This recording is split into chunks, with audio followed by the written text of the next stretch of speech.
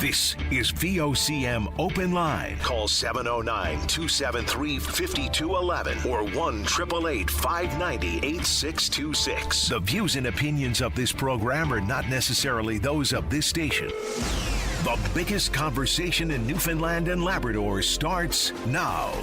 Here's VOCM Open Line host Paddy Daly. Well, all right, and good morning to you. Thank you so much for tuning into the program. It's Friday, July the 12th. This is Open Line. I'm your host, Paddy Daly. David Williams, he's producing the Come On With It edition of the program. So, if you're in the St. John's metro region, the number to dial to get in the queue and on the air is 709-273-5211.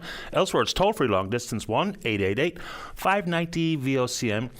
Which is 86-26. So you heard Brian Medore recount the Blue Jays West Coast swing so far.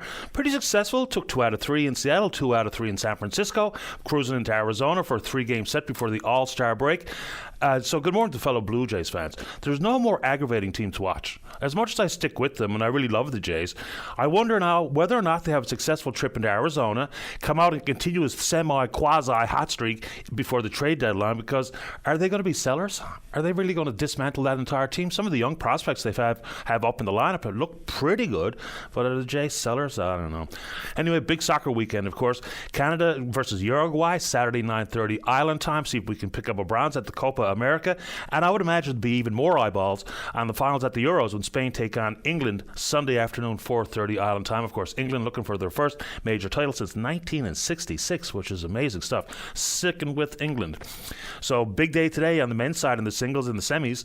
So I think most tennis fans would be hoping for a rematch in the final between Carlos Alcaraz and Novak Djokovic in their final last year. 5-setter, absolutely tantalizing match. So we'll see who can advance through the semis today. All right, what does this scribble mean? Oh yeah, and for the local soccer fans, an opportunity on Sunday afternoon at 1 o'clock at the King George V Park, where the Wanderers under-21s versus Ipswich Town under-21s is going to be part of it. There's a local in the lineup for the Wanderers. Of course, that young fella's name is Owen Shepherd, so if you're interested in seeing some top-quality soccer at King George, it's Sunday at 1 p.m. Oh yeah, another quick baseball note. This week out in Cornbrook, one of the first major provincial championships of the summer at Jubilee Field out in Cornbrook.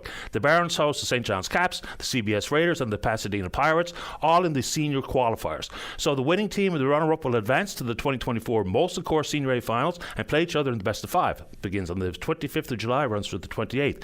The winning teams of the qualifiers have the right to go right to the finals, of course, and the winner gets the consideration to host. Today it begins at 5 p.m. at Jubilee Field. The host Barons taking on Pasadena. All right, and it's festival season. It kicked off yesterday out at Grand Falls, Windsor for the Exploits Valley Salmon Festival. The Newfoundland Labrador Folk Fest getting started to kick off this evening in Bannerman Park. And if you have another festival you'd like to give a quick shout out to here on the show, we can do that. All right, because I have to be on the highway today, and this should be every day, so it doesn't matter if I'm on the highway or you're on the highway. When I see the stories of people going 135 kilometers in an 80 zone, it's really quite irritating. So, of course, the truck has been seized and a ticket has been issued, but when are the speed cameras going to be put in place? Now, there's still plenty of people out there that are completely opposed to the speed cameras, and they come with some concerns or considerations. So apparently the province has gone to tender. The plan is to have some 10 speed cameras, mostly on the Avalon Peninsula, in place by the end of summer. They're not going to be in spots permanently, have the ability to move them around. Tickets will be issued to the person who actually owns the vehicle, the person who's registered as the owner. And the fines are pretty stern. So the first ticket starts at $200 for your first offence, can run up to $1,900 based on the speed that you've been travelling. And remember, in the 3-month pilot program in Mount Pearl and Paradise, 94,000 vehicles were travelling at least 11 kilometres over the speed limit. And of course, once again, people just got warnings, not tickets. And yes, of course, the concept is what happens if people don't pay the ticket, because there's plenty of that on the go. Then there's the concept inside the Department of Justice and Public Safety that they're talking about so-called chain gangs. If you can't or won't pay off your fine, then we're going to put you to work. Whether it be cleaning up the trash or cleaning up graffiti, whatever it is. And yes, again, I'll be told, who's going to force them to do the community service? I'm not really in the mood to throw my hands in the air and say, well, we can't do anything about it. We've got to slow people down. I mean, if you drive, especially in and around St. John's or out anywhere in the northern Avalon Peninsula, it's absolutely madness out there. So we wonder what the status is of trying to put those speed cameras in position. And of course, have to amend the legislation for a third party to be involved in the installation and the ongoing monitoring, the calibrating, and the issuing of these tickets. But see if we can slow people down. What do you think? All right, let's keep going. Just speaking of Justice of Public Safety, I mean, still getting lots of reaction to the fact that Premier Fury decided to tap John Hogan to be the interim Minister of Health. And you've heard all the concerns people have put forward. Juggling two pretty serious major portfolios. So, health, justice, he's the Attorney General, Government House Leader, responsible for the Privacy Commissioner's Office. And I saw a pretty wise question pondered by Ashley Fitzpatrick, one of the best journalists in the province. She said, it's not whether John Hogan thinks he can do the job, it's why even ask him to do the job. And I think that's a really good way to put it, because Minister Hogan has said that he has the time and the ability to execute all of the challenges on his desk. But that's a really in-tune question. Why even ask him to do it? I think there's got to be a better answer afforded to that particular question at this moment in time, but if that's something that you're interested in, we can do it. And in the world of recruitment and retention of doctors, so I guess really good news for the folks up in the Labrador-Grenfell zone. So apparently they have 16 family physicians have been filled in Happy Valley Goose Bay. 10 family physicians currently working in the community, and apparently the other 6 will be confirmed to practice throughout the summer of 2024. Okay, some of the other issues. And this is really wise, I think, is because you can't just recruit a doctor and hope for the best and hope that he or she stays for the long term. To be eligible to be availing of the Come Home incentive or the signing bonus or the Family Practice Startup program, you have to commit to 5 years. So you sign a contract that says a 5-year return in service, which is really a pretty wise thing to do. Okay, also in the region of Labrador-Grenfell, 5 full-time family physicians working at the Labrador West Healthcare Centre. An additional doctor will be starting later in July. That leaves only 1 vacancy. There are 8 full-time doctors apparently working at the Curtis S. Memorial Hospital in St. Anthony, leaving 3 vacancies. So there you go. That's probably pretty good news. I would imagine welcome news for folks living in the area. Okay. And this would have something to do with justice and public safety and healthcare and housing. It's the emergency shelter standards. They were released yesterday. It's not a really hefty report, some 48 pages long. It's a little shy on some of the details that I think we need to be concerned with. So they talk about, lowering the barriers to be in one of these shelters. Not to eliminate the barrier, but to lower the barriers. Then they talk about a focus on health and safety and training for the staff, the violence in the shelters, access to proper food and nutrition. Okay, that all makes sense, but just a couple of quick things. Is when I read the report, I'm thinking to myself, how is this not already the standards that should be in place at this moment in time? It all sounds like really fundamental stuff. What's also missing here is a price tag. The Minister of Housing, Fred Hutton, says it will be significant, talking about an investment in people. What that price tag will eventually look like, I have no earthly idea. And another thing that jumps out is, where's the actual plan to move away from the current structure of paying for-profit landlords to house people in these emergency shelters? And it's not working. And some of the shelters are absolutely 100% deplorable conditions. So if it's that bad, how are we this late in the day to bring some of these shelter standards into play? And then they talk about compliance. The way it sounds is that currently there will be an initial inspection and then infrequent inspections, to say the very least, for the ongoing operations at these shelters. Then they talk about non-compliance. If the landlords are not compliant with all of the standards that will be in place, and we don't even know when they're going to be fully implemented, which is another concern, then they say, well, they'll stop using those particular shelters and paying that particular landlord. And then what would the option be? The Airport Road Hotel, the transition house that is the former Comfort Inn. Apparently, they say they're on track with their plan, the phased-in plan of 25 people per time frame. So in the first 2 months, apparently they hit their intended target. So the shelter standards, people were really hoping that they would be, well, of course they were late being released, but no price tag. We don't know when they're going to be implemented. And, of course, a lot of these things that have been considered and spoken to in the report, you would imagine should have been in place from the very beginning. And I really do think we need a plan to move away from this current model, because it's not working and the enforcement is going to be especially tricky. And then if you talk about even standards for the landlords, it's pretty impossible to police people's individual behaviors as it pertains to unwarranted or unwanted sexual advances or physical violence and or sexual violence. So what happens? Are we just simply saying that if these things take place and or drug use, whatever you want to point to, does that mean that they're immediately taken out of these shelters and there's some sort of accountability for the landlord, and then they just move to the hotel? Like, what exactly is the process here? But I guess it's a good thing that we have some of these shelter standards that are going to be implemented at some point at what undetermined cost, but that's of interest to you. We can talk about it today. All right, so we've heard issues regarding the fact that the teachers didn't get paid. It was human error. There was a file wasn't uploaded, and then ongoing concerns regarding substitute teachers and replacement teachers and their rate of pay. This one's about members of the House of Assembly and being compensated for a variety of things, including travel. So the province's Auditor General, Denise Hanrahan, has a new report out regarding the MHA and minister expenses. Apparently, again, we've got a fall down in procedure and process. Found that the policies and procedures for the members of the House of Assembly were updated reactively rather than proactively, and consequently we failed to prevent errors from occurring. So, here's a couple of numbers for your consideration. Denise Hanrahan found that the published member expense reports failed to capture $236,000 in expenditures due to deficiencies in the reporting process. In 10 of 36 samples, or 28%, the payroll controls and processes did not operate appropriately. What are we doing?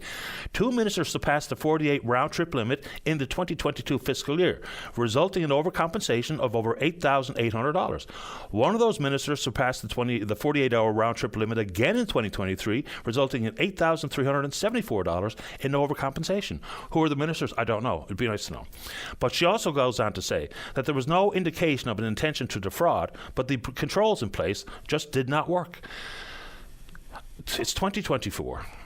And apparently, we don't have the required processes, policies, and protocols in place to avoid things like this. So fair enough if there was no intention to defraud, but it still means money that was not due went out the door from our pocket. Extraordinary. And once again, I'll put this back out there, not just to stoke the fire, stoke the flames of the fire, but we also know that a recommendation went through the Members' Compensation Review Committee, and they recommend that the members of the House of Assembly get a pay raise of around $25,000. Specifically, and this is a very precise number, increase the salaries by $24,643. It's going to cost about $985,720, according to the committee. It goes on to say, in quotes, the province is in a strong economic and stable fiscal position and that the economy can withstand the increase. Not so sure that jives with how many people feel about what's going on here. So the problem here is much like the freeze on the tuition at Memorial University. When the freeze was lifted, of course, a huge hike. Members of the House of Assembly have not seen a pay increase since 2009. I don't begrudge people getting paid appropriately, but can we just move off to, annual increases, hopefully minor increases, attached with consumer price index or however else you'd like to talk about the pay raise, but $25,000 in one fell swoop feels like a pretty good whopping increase in pay to me. How about you?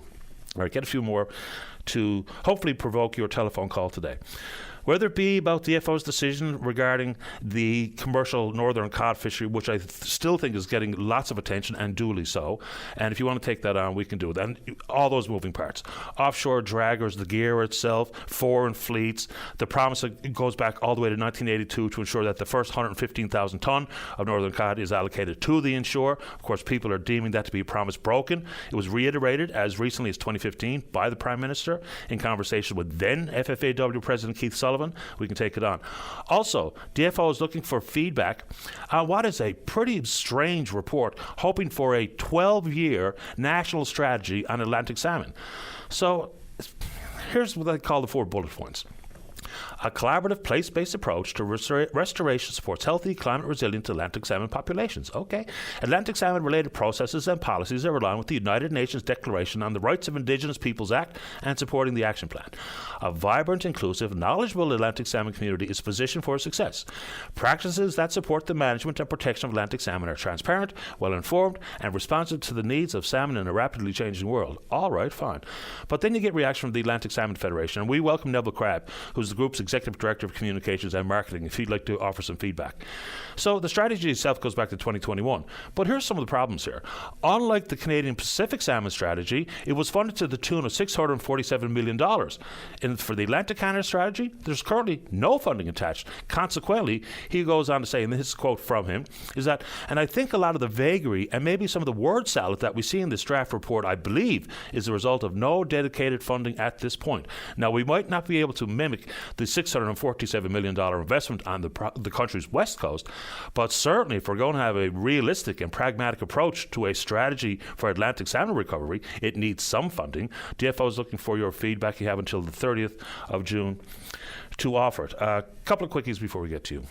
This one on behalf of someone who sent me a note from St. Vincent's and St. Stephen's Peters River, talking about the fact that so many people are ignoring the warning signs. Yes, it's absolutely magical to be able to see the humpbacks in action off the coast of St. Vincent's, but the ocean gets quite deep quite quickly.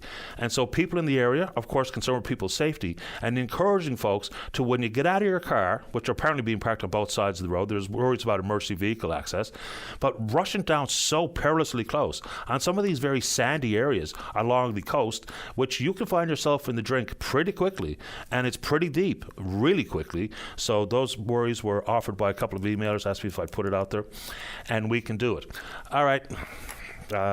We talk about hydro and some of their plans for meeting the forecasted demand, but let's get a couple of federal notes here before we get to you. Now, whether or not you believe these commitments, I'll leave it up to you. Bob Fife in the Globe and Mail was floating a story from unnamed sources saying that the PMO is, for all intents and purposes, going to throw the Minister of Finance and Deputy Prime Minister Chrystia Freeland under the proverbial bus, saying there was problems with her messaging regarding the economy and all the rest of you. You've heard it all. Then the Prime Minister asked directly about it yesterday, and of course, what else is he going to say? He said that he stands firmly behind Minister Freeland and her performance and all the rest of the programs and policies that have been implemented.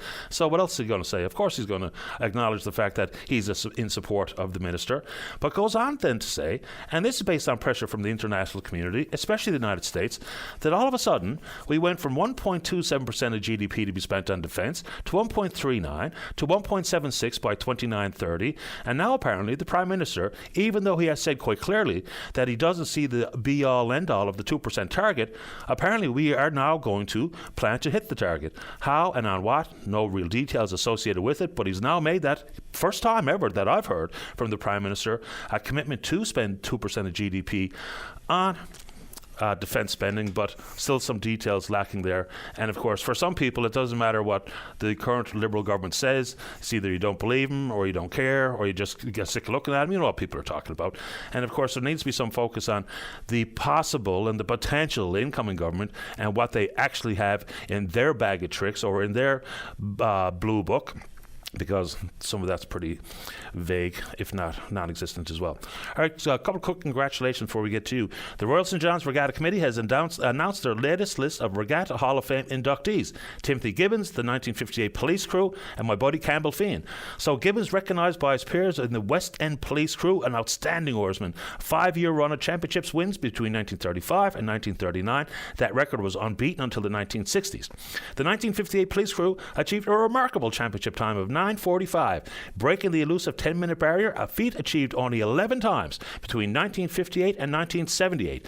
And then, of course, as the story reads, a name synonymous with the Royal St. John's Regatta, Campbell Feehan began his racing career at 13 years of age in 1975, won his first race with Dunn's Pharmacy in a time of 5:09, went on second win in 76, rode with JJ's Golf, rode a time of 6:10, Oarsman of the Year in 1987. He's been a member of the Regatta Committee since 2015. Congratulations to all the inductees, and I suppose, especially my buddy Campbell Feehan. All right, we're on Twitter. We're VOCM Openline. Follow us there. Email address is openline@vocm.com. When we go back, let's have a great show. That means you'll have to join us in the queue to talk about whatever's on your mind. We're going to start with Cindy Murphy, the Executive Director of the John Howard Society. Her reflections on yesterday's announcement of the emergency shelter standards. Don't go away. Welcome back to the program. Let's begin this morning on line number 4. Say good morning to the Executive Director at the John Howard Society. That's Cindy Murphy. And good morning, Cindy. You're on the air. Good morning, Patty. Welcome to the show. For taking my call. First in the queue this morning. Happy to be here. Happy to be here as well. Thanks. I just wanted to provide just a few comments around the release of the standards yesterday that we heard for the housing and the housing shelters. And we're delighted, actually, because it's we've been calling as a community organization for a very long time to standardize those conditions that are happening within the shelter system. Now, that's not to say that there hasn't been, many of the well-established shelters are operating quite good and, and maintaining good quality standards for the folks who are living there. So they really won't be affected in any big way. But it's some of the smaller shelters that are probably the for-profit ones, I think, have been the problem. So this really codifies and sets a standard for for care and service for the folks who are living in shelters or staying in shelters. And we know, of course, that more than ever, the shelter system is really operating at a maximum with so many people. We're hearing like 400 people a night across all the shelters. So that's a lot of people who are availing of this service. So to have a standard of care in place, I think it's a really good idea. It's obviously a very good idea, and like I mentioned off the top, what jumped out at me right away is even some of these basic fundamentals: health, safety, training for staff, talk about violence, lack of food, and healthy surroundings. My goodness, how can it not be in place already? Because these are the base fundamentals. Yeah, and they are. For many of the shelters, the long-established, Stella Circle, Gathering Place, those types of shelters that have been around for a while, they are very well established, and they do have a standard of care already that they're operating from. So I don't see a big impact on those. But it certainly, there's an awful lot of money and resources that go into providing these shelter spaces. And I think that we need to demand and insist on that there is a standard of care in place for vulnerable people who require the service. And hopefully this will be, when they eventually come into place, because it's going to take a while, I think, that's our understanding, before, all shelters are maintaining these new standards. And I think this is great to take this step, and we don't know when they'll be fully implemented. And there is going to be issues regarding inspections and compliance. Hopefully this will give people who need to be residents of these emergency shelters some comfort, knowing that, if people choose to live in a tent in the wintertime in St. John's versus go to some of these shelters, that speaks volumes about how unsafe they are, how deplorable the conditions can be in some of these for-profit emergency shelters. But you can't police individuals' behaviors. So that's where I don't know how we're going to handle this, because if someone has proclivity to be physically aggressive or sexually aggressive or to use drugs, how do we deal with that? Because that, you can put all the shelter standards on the wall that you want, but until we come up with an understanding about, presence in the shelters to ensure that people are safe, because some people will have that tendency to lash out physically or sexually. Yeah. So I don't know how all the standards jibe with, monitoring and enforcing appropriate behavior by individuals. Right. And that's a legitimate concern for sure. And because many of the folks who are utilizing the shelter system obviously have, very complex needs. Mm-hmm. So there's mental health, there's addictions, there's all kinds of issues that are taking place. But I think one of the things, though, that will help with, with the new standards is this whole idea of appropriate training for staff. Mm-hmm. So having appropriate levels of staff, so, there's appropriate supervision that's happening within the shelter system, and certainly having the skill set to be able to deal with people who have complex needs. That is so critically important, because if you just have people in there who, don't have that level of understanding of how to work with people, it needs to be trauma-informed, all the work that we do, person-centered, strength-based, all those good things that we talk about that really make a difference when working with complex populations need to be there. And so that comes at a cost, so I suspect, the new standards are going to come with a cost just based on that alone.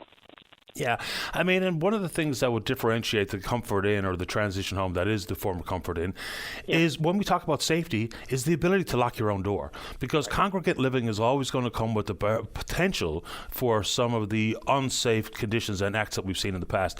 So I wonder how we can attend to that. You can't modify and renovate all of these emergency shelters to have everyone have their own room and their own key and all the rest of it. But the point you make about trained staff and appropriate staffing level, that'll go a long way, I would suggest. Yeah. And we, really, we hope that, of course, with the Comfort Inn or the new hotel arrangements for complex folks, so they'll work hand in hand with the shelters now. So that's why they're getting the referrals from the shelter system. So they understand the complexities, they understand the folks. Those are the ones hopefully will be moving to the hotel. I'm saying the hotel, to the new housing arrangement, and they will then be provided the additional supports that they require that they wouldn't necessarily find in a shelter, because they're not meant for long-term stays. No. Right. And it's important to note that these emergency shelters are, in essence, to house people that have absolutely nowhere else to go, and other so-called more some of the other shelters that are well understood and, have all of these standards in place have refused to take them, possibly because of their behavior, because of some of the complexity of their needs. So it'd be nice to know when, and it'd be nice to know how much. And I'm not trying to put a dollar and cent amount on the protection for some of the most vulnerable people in society, but we need to know how much it's going to cost. Well, we do. know. For sure we do. And, there is going to be a price tag, and I think everybody really understands that these things are costly, and because they are resource intensive, not only in physical structures and the needs inside the building for safety and basic food and hygiene and all those types of things, but the staffing is your biggest cost oftentimes, and they have to be adequately staffed, because if not, they will continue to have problems. And those standards need to be enforced, so there needs to be some oversight on those. I think about, like, John Howard Society runs 2 transition houses for folks who are coming out of jail. So here, one in St. John's and one in Stephenville. And our contracts with Correctional Service of Canada really have very rigid standards of conduct that we're required to follow in order to be able to have that service. And we could be subject to an audit at any time that they'll come in and say, okay, here's your statement of work, and let's see what you're doing in compliance. And so I'd love to see something like that in the shelter system as well, so that they know at any given time that can be, anybody can drop in and they can look and they can audit and review what's going on.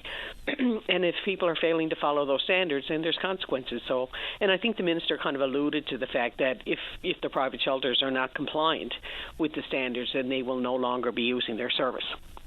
So I was glad to hear that. Yeah, and apparently we're the only province in the country that has this current structure in place by paying private for-profit landlords. So maybe in addition to these current shelter standards that we're going to implement at some moment in time, maybe a more fulsome conversation about how we change the process and the protocols, period. Right. Maybe more non-profits may become involved as opposed to private enterprise, looking to profit from unfortunate circumstances of others. I appreciate the time. Anything else you'd like to offer this morning? No, that's great. Thanks a million. Appreciate the call. Thanks, Cindy. Okay, take care. Bye-bye. Cindy Bye-bye. Murphy is the Executive Director at the John Howard Society. Let's go to line number 1. John, you're on the air. Hello, Patty. How are you this morning? Doing great. Thanks. How about you? Great. Great topic there on the housing. I won't take too much of your time, but I'm just calling on behalf of the Holy Cross Reunion Committee just to let any of your listeners out there that are former students of the Holy Cross schools that we're having their 3rd annual Holy Cross Former Students Walk coming up next Saturday, July 20th. And it's going to be starting at 1:30 at the former Holy Cross School and Elementary School on Riggets Road. And we're going to walk from there down to the former site of the old Holy Cross School that used to be on Patrick Street. So there's a Holy Cross Memorial there. And then we're going to be walking on to Brother Egan Field. And we're going to have a little get-together down there. And afterwards, if anyone is not able to do the walk, they can certainly meet us down there around 2:30. And we encourage anyone out there, if they're going to go, if they want to bring their lawn chair and that. There's going to be some hot dogs and refreshments after. And so we hope to get a large turnout of former students, Crusaders. And it's a great time to catch up and reconnect with some of your old classmates. When we were growing up in the denominational system, I, of course, went to Pius X and, of course, have tons of buddies who were very proud Crusaders. So I'll be surprised if you don't get a pretty good turnout. Won't hold that against you, Paddy. No, even if you did. Yeah, I had a lot of buddies who went to Holy Cross, of course, because we all played sports together, and if you were lucky enough to make some of the travel teams, of course, you obviously would have some members of the team coming from Holy Cross, so hopefully you get a big contingent. When I saw Holy Cross Crusaders walk, I thought we were going to be talking about like the 1988 National Championship for the men's team, but no, we're just talking about schoolmates. Fair enough. Oh, yes. No, they did have a reunion 2 years ago, I think, when we honoured the Holy Cross team. Yep. And their national championship. So, yeah. This year at our Holy Cross dinner, the focus is going to be on basketball. So the sporting tradition of basketball in the Holy Cross schools. And as you probably know, being a former student of St. Pius X, there was always good rivalries between the schools. The St. Pius and St. Bon's, St. Pat's. It was always great competition being junior high schools. Great programs that came out of all those schools. I tell you one thing, I don't know how hard it was to beat Holy Cross in certain sports, but they were at the top of the heap in soccer. I mean, between Hawco and Liver and some of those names, they had some top quality guys. And I guess Maurice Liver was also a tremendous basketball player as well.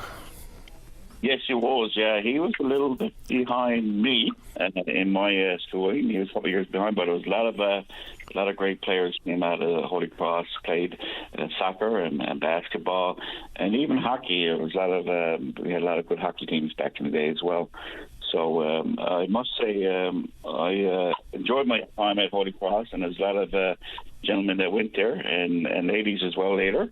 And so it was a great time to get together and reminisce about the time you spent in school and, the fun times you had. And there's a lot of great programs that, as you know, going to St. Pius, a lot of great programs school after back then. Absolutely. Give the folks the details one more time, John, the where the wins. Story. So it's the third annual. It's going to be July 20th. That's next Saturday. We're going to start at Ricketts Road at 12:30. 1:30 at school at Ricketts Road. And then we're going to travel on down to the former site where the old school used to be on St. Patrick Street. And we'll meet up there with another contingent. Anyone who went to that school, they can meet us there. And then we're going to travel on to Brother Egan Field. And actually, Brother Egan Field used to be the old portable schools there, the old primary school. So we're going to meet up there. So anyone who doesn't want to do the walk, by all means, you can meet up with us at the field. I'd say we'll probably be there around 2:30 or so, and a great time to get together and meet up with your former colleagues and catch up with each other. Brother Egan Field, you can only hope you won the coin toss so you didn't have to play uphill in the second half. There's a bit of a slope to that pitch. Or if it wasn't too much. What? Or if the field wasn't too muddy at the time. That's right. John, I appreciate the call. Good luck, and hopefully you'll have a nice turnout. All right, thank you, Paddy. All the best, John. Call. My pleasure. Bye-bye. All right, and, for a quick hockey shout-out for some of the Crusaders, Dennis Lake, of course, one of the best goalies of his era. And my two favourite Holy Cross Crusaders, I know one of them is listening right now, is Mike Oliver and Jerry White. A couple of throwbacks for the lads. Let's take a break. When we come back, we're speaking with you. Don't go away. Welcome back to the program. Got some people left out, hurt some feelings here. My favourite Holy Cross skater, Jimmy Tobin. Then Frankie Delaney, then Cyril Dwyer. Let's keep going. Where am I going here, David? I forgot what you told me. 5.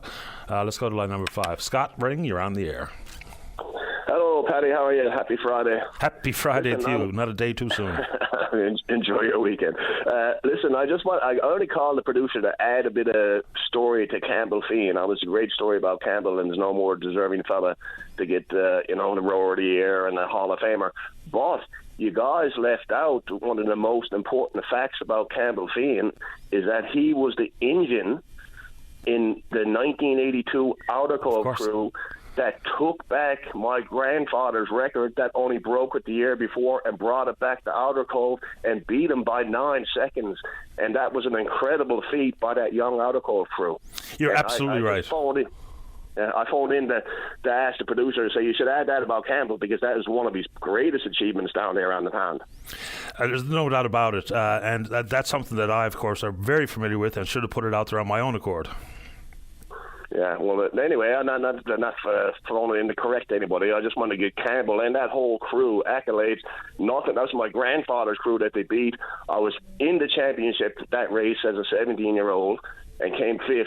But there was nothing like lining up against Smith Stockley and Outer Cove as a 17-year-old in the championship race. My own grandfather, for that matter. It was an incredible day.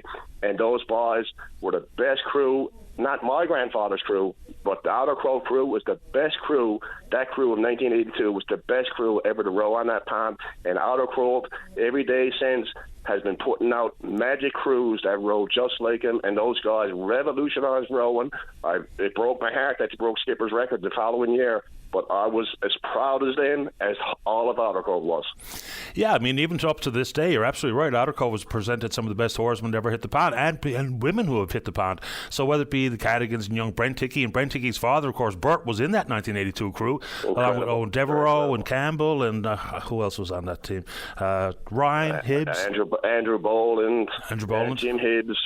Yeah, they were incredible. And is Jim Hibbs Siobhan Duff's husband? That's Siobhan's husband, yes. Yeah, talk about a couple of rowers in that family. And that's the famous 903.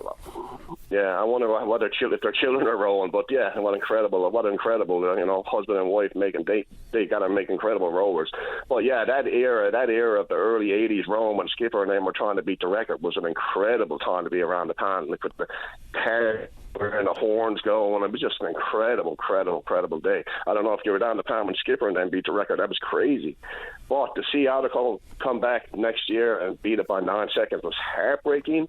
But at the same time, it was just incredible to witness those boys because they were absolutely amazing rowers. And it's when the focus of the regatta wasn't just the garden party, people were watching the pond.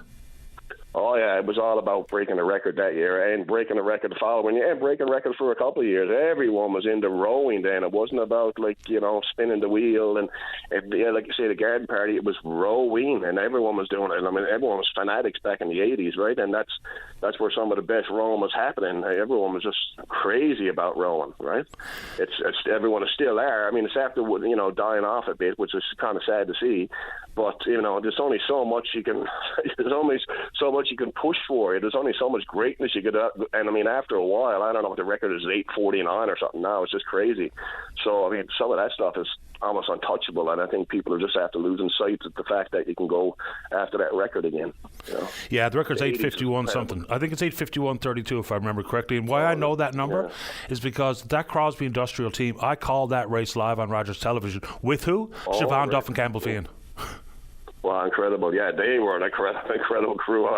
Also, it's just, I mean, but that Outer Cove crew, I mean, Skipper and them started the training and running, but they were training like Rocky Balboa as opposed to when the Outer Cove, I mean, they were trained by Olympic coaches. They used to go up to Montreal and train, they were like, They just revolutionized rowing, and to this day, you can see Campbell Fian's style and and Bert and all those fellas, Jim, and those guys. You can see their style on the pond to this day. And a little bit of insight. I was only a 17-year-old when I was out rowing against those guys, and my Uncle Paul was training us, and we used to row the old style. Your bum over to the side and reach as far as you can. Yeah. And I used to be. And I was a bit of an athlete. I used to be watching Outer Cove, and I said, that's not what they're doing.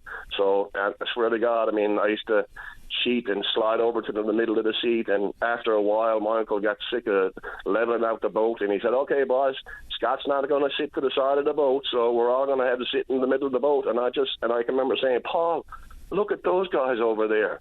Look at them. They're a machine. I want to row like that. And rowing just changed that year. Rowing changed in 1982, and for the better, boy, I got to tell you that. It's incredible. Yeah, and of course, Bert Hickey was the coach of that 2007 Crosby Industrial team, and he was in the 1982 903 boat. And of course, another Outer Cove boy, James Cadigan, was on that Crosby Industrial team. They were something else by Brent Hickey, of course. Bert's young fella was on that team. Adam Kavanagh, big Ronnie Whitten, Eddie Williams, Eddie, Darryl Ryan. Eddie. Yeah, it's incredible. It's incredible. I mean, the Outer Cove are just, and not only that, I'm living in Outer Cove now, and I have two little girls, and I can remember telling my cousin Keena was down at my uncle's house not too long ago. I said, Keena, when they're 10 years old, they're breaking the record in another 10 years. Right, I got two little girls, and that's just what rowing does to you. It's just a passion about it, and you just, there's not too many. Kitty Vitty didn't have the population to keep up with Outer Cove with the rowing, right, or not the passion anymore. So, Kitty Vitty lost the title, and Skipper and them lost that record and never ever got it back. And Randy probably won a championship race or two after that, but they never had the accolades that Outer Cove had. They had the population down here, they had the programs down here, they had the passion down here, they had the people and the mentors down here.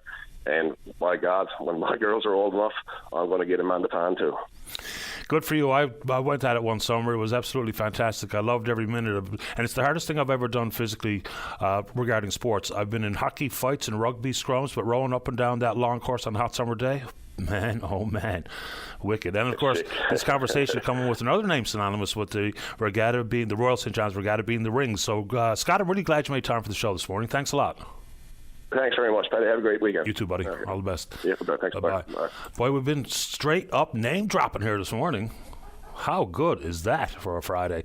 Let's take a break. Based on a couple of calls yesterday about who's getting all the jobs, and we do know across the country, youth between the ages of 15 and 24 are having a hard time finding summer employment. It's the lowest labour market involvement by that age demographic since 1998. So it's a problem across the country. People are concerned with who are getting the jobs here, why they're getting the jobs here, and what programs might they be availing of. Let's take a break. When we come back, the Liberal member for Corner Brook is the Minister of Immigration, Population Growth and Skills, is Jerry Byrne. He's next. Don't go away. Wrong button. Welcome back to the show. Let's go to line number 3. Say good morning to the Liberal member for Cornerbrook, the Minister of Immigration, Population Growth and Skills. That's Jerry Byrne. Minister Byrne, you're on the air. Thanks so much, Paddy, for having me on in these dog days of summer when students, kids are out looking for summer work to earn some money for their college or university educations, their training in the future. So this is I know this has been a topic, and I wanted to weigh in on some of the details, some of the facts there. There's a lot to it because, the concept is who's getting these jobs.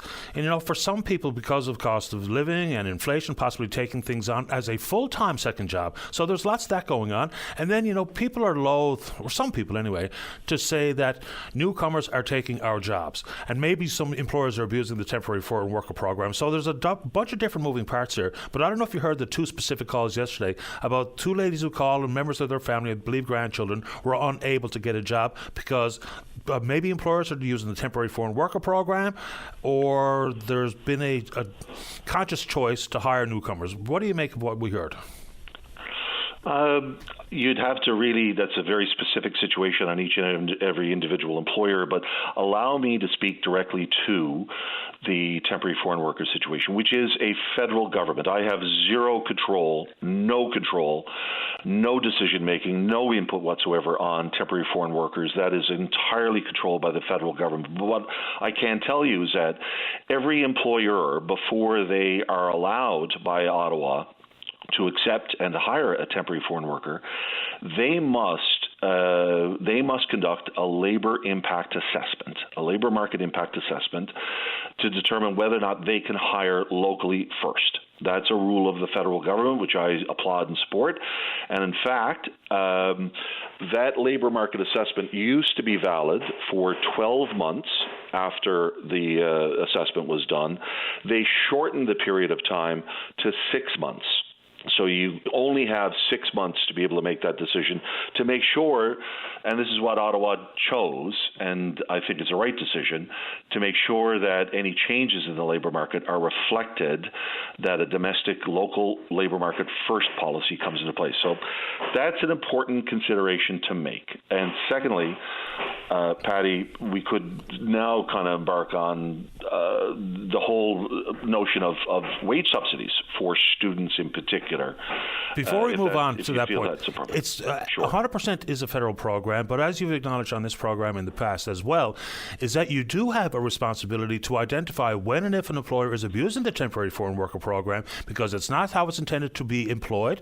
It certainly does have an impact on the local economy. So I think you can reiterate that, can you, that you do have a responsibility that when flagged, that you do something about it? Oh, 100%, and do something about it. In fact, there's active files right now that we refer. We do not have investigative authority or powers to be able to go into an employer's shop to investigate certain aspects of this. All employers are governed under the Labour Standards Act in our province, within the provincial jurisdiction, within the provincial sphere. But with that said, we don't have the authority to act on the temporary foreign workers to extract records or books or paperwork or so on and so forth. But anytime anybody puts forward a reasonably valid prima facie case for any kind of concern, I make sure that my department moves that forward to a direct reference to those within the Department of Employment and Social Development Canada, ESDC, and IRCC, to make sure that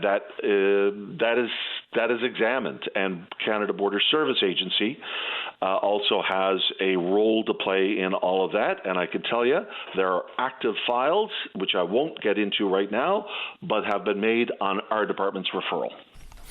I did hear from an employer who I think felt like some of the aim was at he or she. And what they told me is that, as an employer, one of the big costs we have is training and the turnover that we experience, especially in some industries like, for instance, fast food. He said so for their business, if they're able to hire someone full-time that is not a seasonal job, that they'll lose that employee come the end of August or what have you, then of course they make a conscientious decision to hire someone to avoid the turnover, to avoid the additional training costs or retraining costs. So that's something that nobody has any control over but the business owner themselves. So if they're not using one wage subsidy plan or another, well, I mean, they can be using the summer wage grant issue, but that's available nationwide to employers of all sizes. So, again, it becomes a complicated issue. Good point. And just to add to that is that temporary foreign workers are not eligible for any subsidies whatsoever. None. Zero. Students, Canadian students, Newfoundland and Labrador residents are. So there's actually a financial incentive to hire a Newfoundland and Labrador student whenever available. We offer grants through the provincial government, as does the federal government. And Patty, that program has actually been growing. In 2022, there was $2 million of taxpayers' money spent on incentivizing employers to hire Newfoundland and Labrador students in the summer months. In 2023, spending of that program grew to $3.1 million in taxpayers' money. And this year, in 2024, I have budgeted $3.3 million in budget for this particular year. So it's been growing, and that is for the purpose of hiring students in Newfoundland and Labrador. What I'll point out as well is that we haven't always been able to spend the entire budget. We've actually had employers who've applied for grants and could not find students. I don't want to over-torque that or overstate it and say that there's a surplus of jobs. That's not what I'm saying.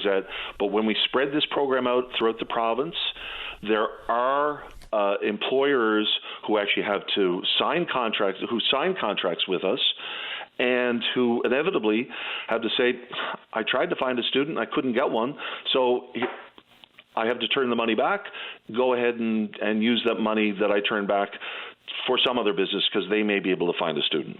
And that is the reality. We've increased the budget.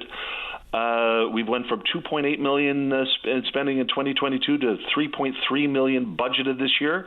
I hope I get to spend every dime of that. $500,000 increase. Even though it's a federal program, to the best of your knowledge, exactly what type of subsidies do employers get inside the temporary foreign worker program to help subsidize wages? I'm not aware of any. Zero for temporary foreign workers. So nothing. What is the upside, or is it simply the inability to fill with the local, and consequently they fill out that labour market assessment program, apply for and get approved for temporary foreign workers, and no benefit financially to the business owner, other than the ability to actually hire staff? To the best of I would argue that there is a responsibility of the employer to pay. They cannot pay substandard wages. They cannot pay less wages. They cannot. So there is a notion out there that seems to be percolating that employers can pay what they so choose. All employers in this province are governed under the Labour Standards Act and must pay minimum wage plus. In fact, it would be fair to say that under certain programs that the employer has a responsibility to ensure the welfare of the temporary foreign workers in terms of housing and well-being, which arguably could add additional expenses to the employer. This is really just a function. We have now, if I remember the number correctly, in the fish processing sector of this province, Ottawa has, I think, granted about 600 to 700 temporary foreign workers this particular season, just because there is not enough workers. Now, I can't answer details to that. That would be a great topic to invite one of the local members of parliament to come on the show and talk through that. But there is no financial incentive for an employer to turn up to take a blind eye to a good quality worker, an ambitious, energetic worker from Newfoundland and Labrador, to hire a temporary foreign worker. None. Okay, last one before we get to the news break. So it seems to me that this advertising agreement with Barrow's AFC was about immigration as opposed to tourism. So who approached who? We approached Barrow because after we took a decision that we wanted to get into the European sphere, we wanted to get into the hearts and minds of European residents who had skills in healthcare, in early childhood education, given the situation that was unfolding within not only the UK but in Europe generally, that people were looking for a place to call home, that would not necessarily be able to call the UK home. We thought through, how do we break through that incredibly difficult and expensive marketing and communication sphere called the UK? And so we had a think tank where one of my staff, a brilliant young communications manager, came forward and said, I got a novel idea that we should consider piloting. Football, soccer, is the world's game. There are opportunities in the UK to be able to get our marketing message out to not just 6,500 people in a stadium, but to upwards of 20 million people potentially per game and throughout the year, to 194 countries around the world, to get the Newfoundland and Labrador logo and message out there, and that is to buy advertising within that sphere. And so that's how this came up. So we started to, I have to admit, Patty, I took a very kind of skeptical look at it as a very sort of third-party review of it and said, okay, you'd have to convince me of this. And by God, after analyzing this and getting independent advice, talking to people who also knew about this, the idea really, really took hold. We started approaching potential partners in this and had a list of several partners, but came down to Barrow for a whole bunch of different reasons, most importantly being a great partnership with each other that goes above and beyond just the simple details of a marketing initiative. And I've got to tell you this, you're about to hear details. This is not a single monetary transaction which is just two-dimensional. We're about to unveil some details, which was always the intent here, to go above and beyond immigration marketing, getting education professionals and healthcare professionals into our province to fill vacancies and needs. This was also about healthy living, sport and activity, and you're about to hear some details in the coming days where all three prongs of this initiative, immigration support, healthcare and education support, healthy living and sport, and getting young people active in sport, plus the third anchor of getting potential for tourism and investment. All of this is coming to pass. Those who took a blind, sort of a jaundiced eye to all of this, may regret their decision. Well, I'm asking questions. I don't regret asking questions. So, where do you get that 20 million number? Is that about Sky Sports? They'll carry Barrow, I think it's maybe 4 times this upcoming football season. So, is that what you're using for 20 million?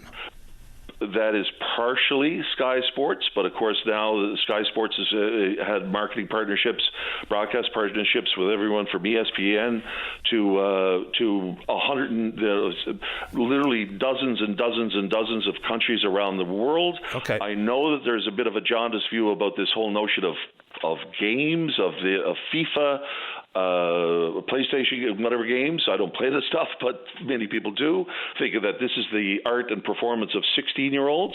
I don't know about you, but I know that there's an awful lot of very, very there's a lot of 30-year-olds and 35-year-olds, young women and men who are very much involved in that They sphere. do play. So that's where we're getting that number. Very quickly, because I do have to go. You talk about relationships above and beyond soccer, and I've heard you say the word or the name Tony. Is that Tony Shearer? Yes, it is, yeah. And so, of course, Tony Shearer owns 40% of the club, and he's also a former executive with the Compass Group. And so people are trying to draw those links. Do you know Tony Shearer from his days as an executive at Compass? I don't even know what Compass is. It's just what are you referring to? Well, the Compass Group has one of the biggest private healthcare contracts in the province, which of course has been analysed and evaluated by Denise Hanrahan at the AG's office. Just wondering if you had any sort of knowledge or relationship with Tony Shearer, who is indeed the primary stakeholder of Barrow AFC. But if not, fair ball. But I thought I should ask. No, never. That's new information. When we looked into all of this, we looked at the quality of his management and organization of the club, what he brought to it. No conspiracy theory there. I can say to you without any qualification whatsoever, that was never part of this conversation by anyone. Appreciate the time. Thank you. Okay, thank you. Thanks, Mr. Byrne. Jerry Byrne, Liberal member for Corner Brook, of course, Minister responsible for immigration, skills, population growth. Let's take a break for the news. Don't go away.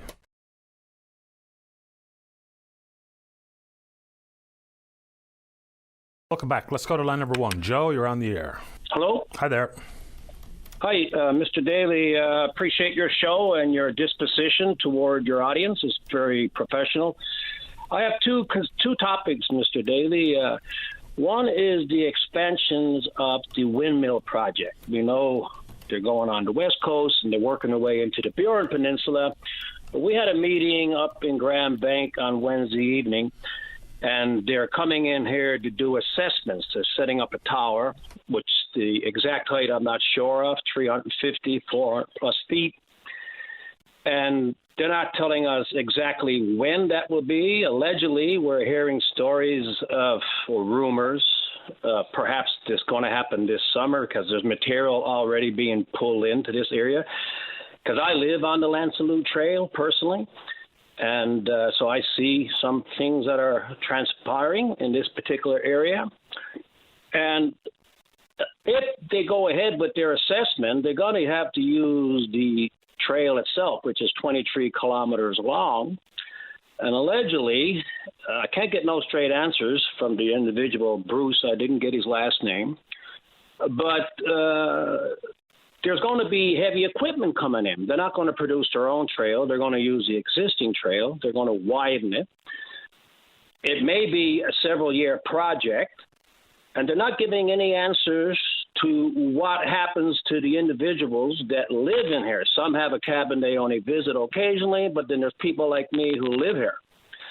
And it's a possibility that trail may not be accessible because of the equipment, the manpower, and the possibility of accidents or injuries.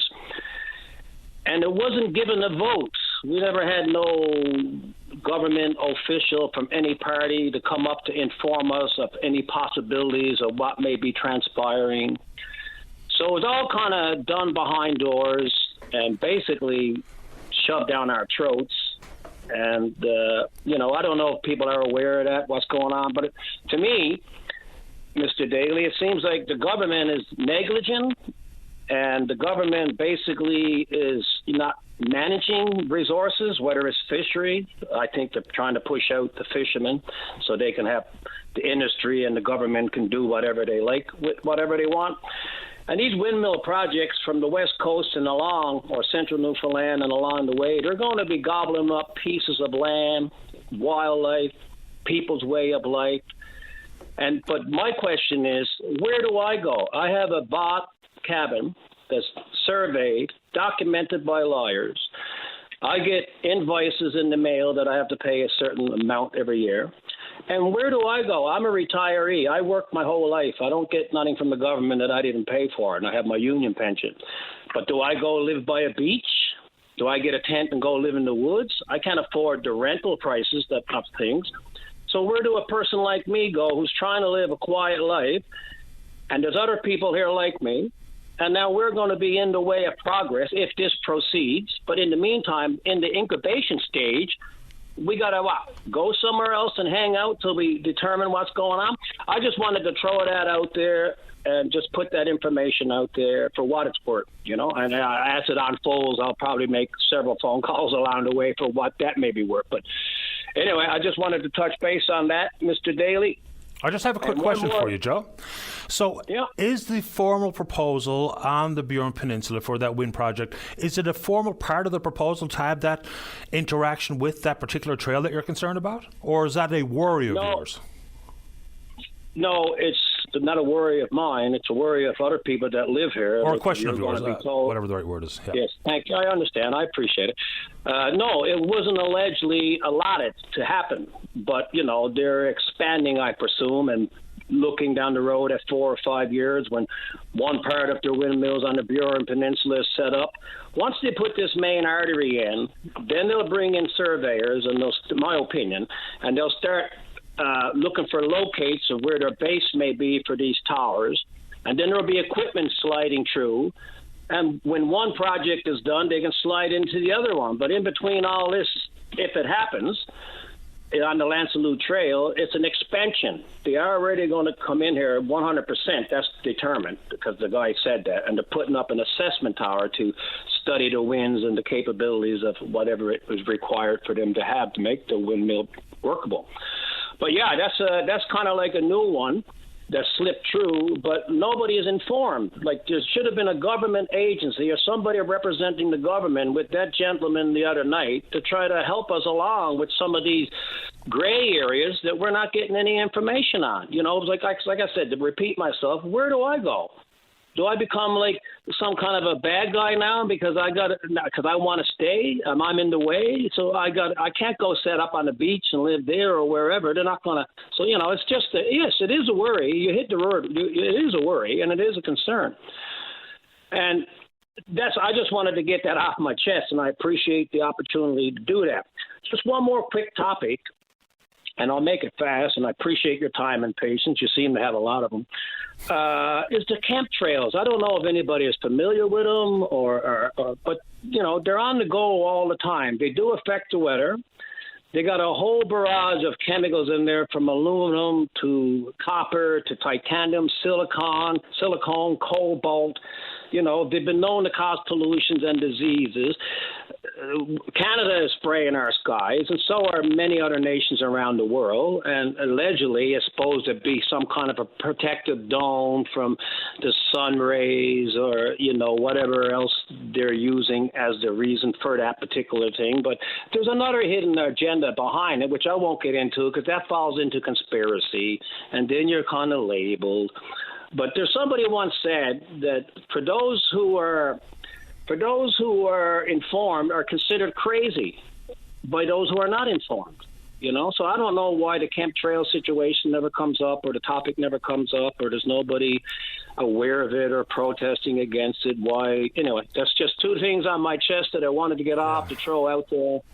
And I appreciate your time to be able to do it. I don't know where it's all going, but the next generation coming up behind me, or you or us, I think they're going to be living in quite a different world than the world we know. Sure. The chemtrail issue, I'm not so sure it's as real or as harmful or as devastating as some people seem to think. And in the concept of cloud seeding, which is a thing, and we know that to be true, the most recent report that I read on it is the concern people have talked about seeding the clouds with silver iodide. And it was the impact on the environment and impact on humans. And that most recent report, which was done, I'm pretty sure it was either MIT or Harvard, could find no detrimental or harmful effects of that particular compound of silver iodide. So that's as much as I kind of know about that particular issue. There's a whole litany of minerals and chemicals that they use, and some I can't pronounce. Hygroscopics and potassium iodide, silver iodide, just to name a few. Dry ice is also part of the cloud seeding issue. And back to your comment there about the scientists, but you know how it works, Mr. Daly. You can get scientists to disagree and scientists to agree.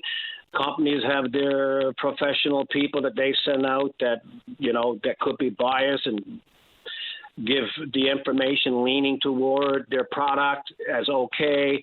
Same way with all the oil industries. We all got it under control until an accident happens and we find out it's not under control. And so, that's he said, she said, in my opinion, but that's no reflection on your comment. That's not to say you're wrong. But there is something negative about it. And I don't know why human beings or people or populations don't have any say or not informed or given any literature or anything about anything the government is up to. It seems like they make whatever decisions they make and the population is not informed.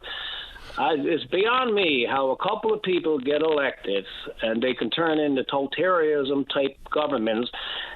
Only one or two persons make a decision, and the masses don't even get to know about it. Like, it's just insane. Well, as far as we're supposed to have democracy, as pertains to a chemtrail, I mean, for me, I don't know if it's anything more than the water-based condensation that comes out of the back of an aircraft, to be honest with you. And I'm not rejecting anything. That's a contrail. That's the contrail. A chemtrail will spread out for several miles, and it'll almost be a flat, phony-looking cloud. Contrails come behind the plane, and yes, they're only small within, I don't know the exact dimensions, but over a period of a half hour or so, it'll fade away. Chemtrails, you can see they're up there like a checkerboard. They're going back and forth, left, right, and center, and they're up there most of the day. Okay, and very quickly, day and night. Very quickly before I go, is you're talking about one or two people get elected, and then the all so-called totalitarianism and what have you. Are you referring to anyone in particular? Most of them, whether it's provincial government or federal government, like you take that act that Trudeau pushed in behind the Hate Act, that bill. I don't know the exact bill title, but I forget it now. But he pushed that through there about a month or 6 weeks ago at night, meaning if anybody says something on Facebook or has a negative comment or a negative criticism, it doesn't have to be a threat, just a negative criticism, that can be considered hate crimes. And, so you're restricted from your vocabulary, from your voicing your opinion. So, how did that happen? How did one man have the ability to slip that through at night? Why wasn't that brought up on the floor at the assembly or fought back? Or I don't know. It was. And not one person can do anything on the federal front and or the provincial front, but especially when we talk about the Prime Minister at the helm of a minority parliament, and that was debated on the House, in Parliament and the House of Commons. It's really heavy-handed. And who gets to be the arbiter of what's hate? Who gets to be the arbiter of what's truth? I understand the concept of trying to put some regulations against what are some particularly problematic algorithms associated with some social media platforms. But again, who gets to tell me what's accurate? Who gets to tell me what's the truth? Who gets to tell me what's hate?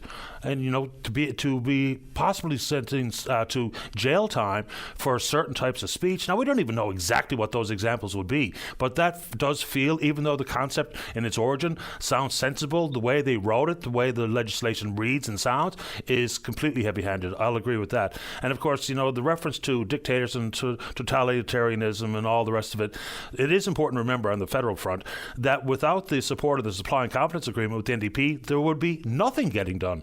So people can point the fingers of blame where they want, but of course, if it wasn't for the NDP, the Liberals would have already been voted out. They would have failed a bunch of confidence votes.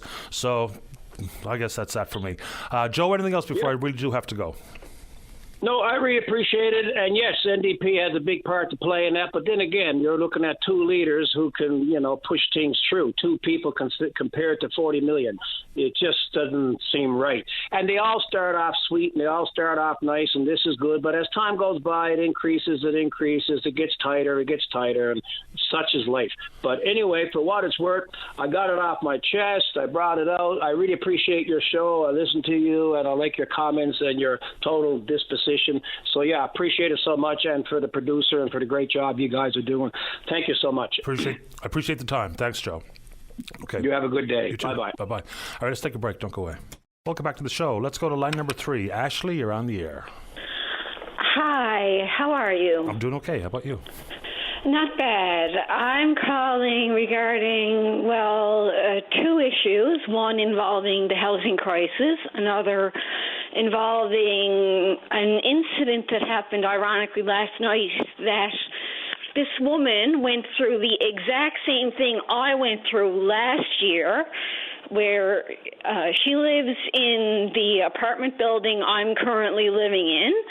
And I came down to take my dog out to do its last night's pee last night, and I saw her fast asleep in the chair in the porch, and I figured, oh my God, she passed out, and I went up to her, said, are you okay? She woke up, said, oh my God, I fell asleep, and she explained to me that the hospital, the Waterford, had given her medication and it made her fall asleep. But I said, why can't you get back in? This is what happened to me. The police lost her purse, which contained all her belongings, including her keys. When I lost my purse last year in February, I never had it returned. In fact, it's believed to have been stolen, I hate to say it, by the RNC, because this year I received a call from the Basilica saying my keys were found there. I have never been to the Basilica, period. Why would the police have that lady's purse, or why would they take their belongings? They took her belongings because she called 988, and this is the other thing now. This ties into what I'm going to tell you. Our mental health care in this country has decreased even further. 988, the national mental health line for this country, well, international for the world. I've seen it's all over the world, the U.S., etc. They are now 811 instead. So when you call them, you get an 811 responder.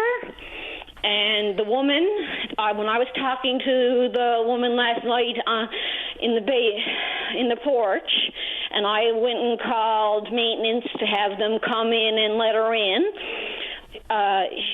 she told me that she called 988 and this is what happened. And I said, well, something similar happened to me. And what happened? Found out that they're now redirecting everything to local.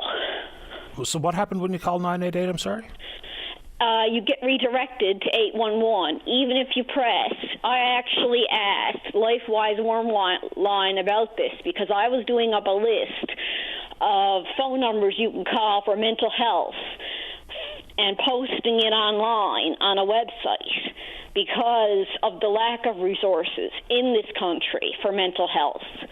And LifeWise has even said that is shocking. There's only doorways in this LifeWise and 811 for adults for regular mental health, non-violence or sexual violence. Okay, and that's all part of the Bridge the Gap program, Double P. Yes, but we're supposed to have more care than that. I mean, I know that mental health care, I mean, it was proven on January 29th that there was the care is pretty much zero, and it's just getting proven more and more. So there's zero care?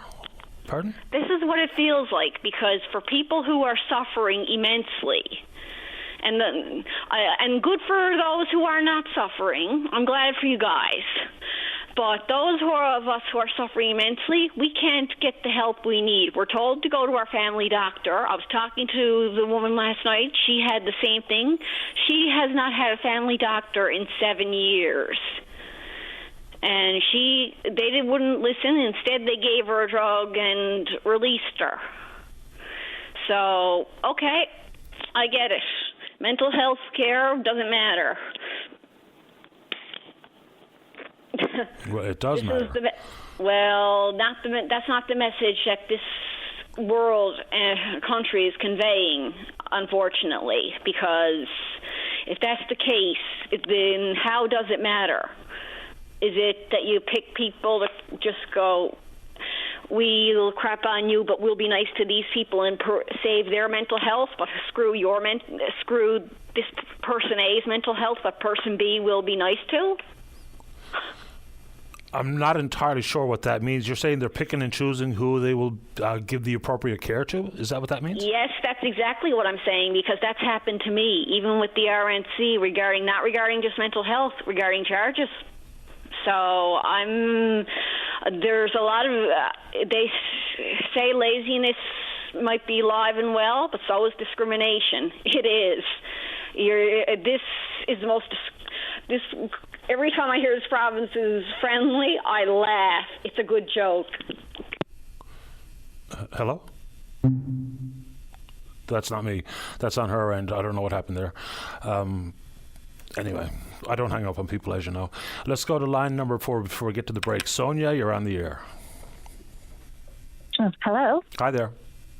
Hi. Yes, my name is Sonia Power Parsons, and I just wanted to put a advertisement out there for our Flat Rock Garden Party we're having on Sunday, July 14th, from 2 to 4. Sure. Tell us about it. Well, it's all part of our NEA Memorial Gardens that we took over possession of cemeteries in both Flat Rock and Pooch Cove, and we have individual committees off of that as well. One for Flat Rock Cemetery Committee and another for the Pooch Cove Cemetery Committee. Our Flat Rock Cemetery Committee is holding a fundraiser on Sunday and bringing back the traditional Flat Rock Garden Party that our parish used to have before we lost our church. And so we want to let people know that we're bringing it back, and we're hoping to raise money to put towards our Flat Rock Cemetery to maintain and make improvements on it. So paint us a picture what the garden party is going to look like. What will people see? It's going to be a really fun day. We've got a cash wheel, a goods wheel. We even have a dunk tank, and our town councillors are going to be in the dunk tank, and we've got a couple of politicians and other people lined up for that, so that should be a lot of fun. We also have a Nevada booth, a 50-50 draw, a fish pond, face painting. We got a canteen on site, and in the Flat Rock Community Center, that's where it's being held. We're having an afternoon tea and sweets. And then at night, doors open at 7:30, and we're going to have a bingo. Sounds great. I mean, nothing quite like a garden party. We used to go to the ones down in Portugal Cove all the time when we were growing up, and I'm glad you're bringing it back. Do you have a fundraising target that you'd like to hit? Oh, anything right now it will be helpful to us. You know, we have a lot of plans for our cemetery. We want to extend it and clear up some trees, take them out of there so we can extend the actual cemetery. We have an altar planned to put up there. Hopefully down the road, we'll be planning on doing like a mini chapel so people can go up and, pray and, and just make it a peaceful place for what it is, and spend time with their loved ones. Sonia, it all sounds great to me. Hopefully people will turn out in droves. Good luck with it, and thanks for telling us about it.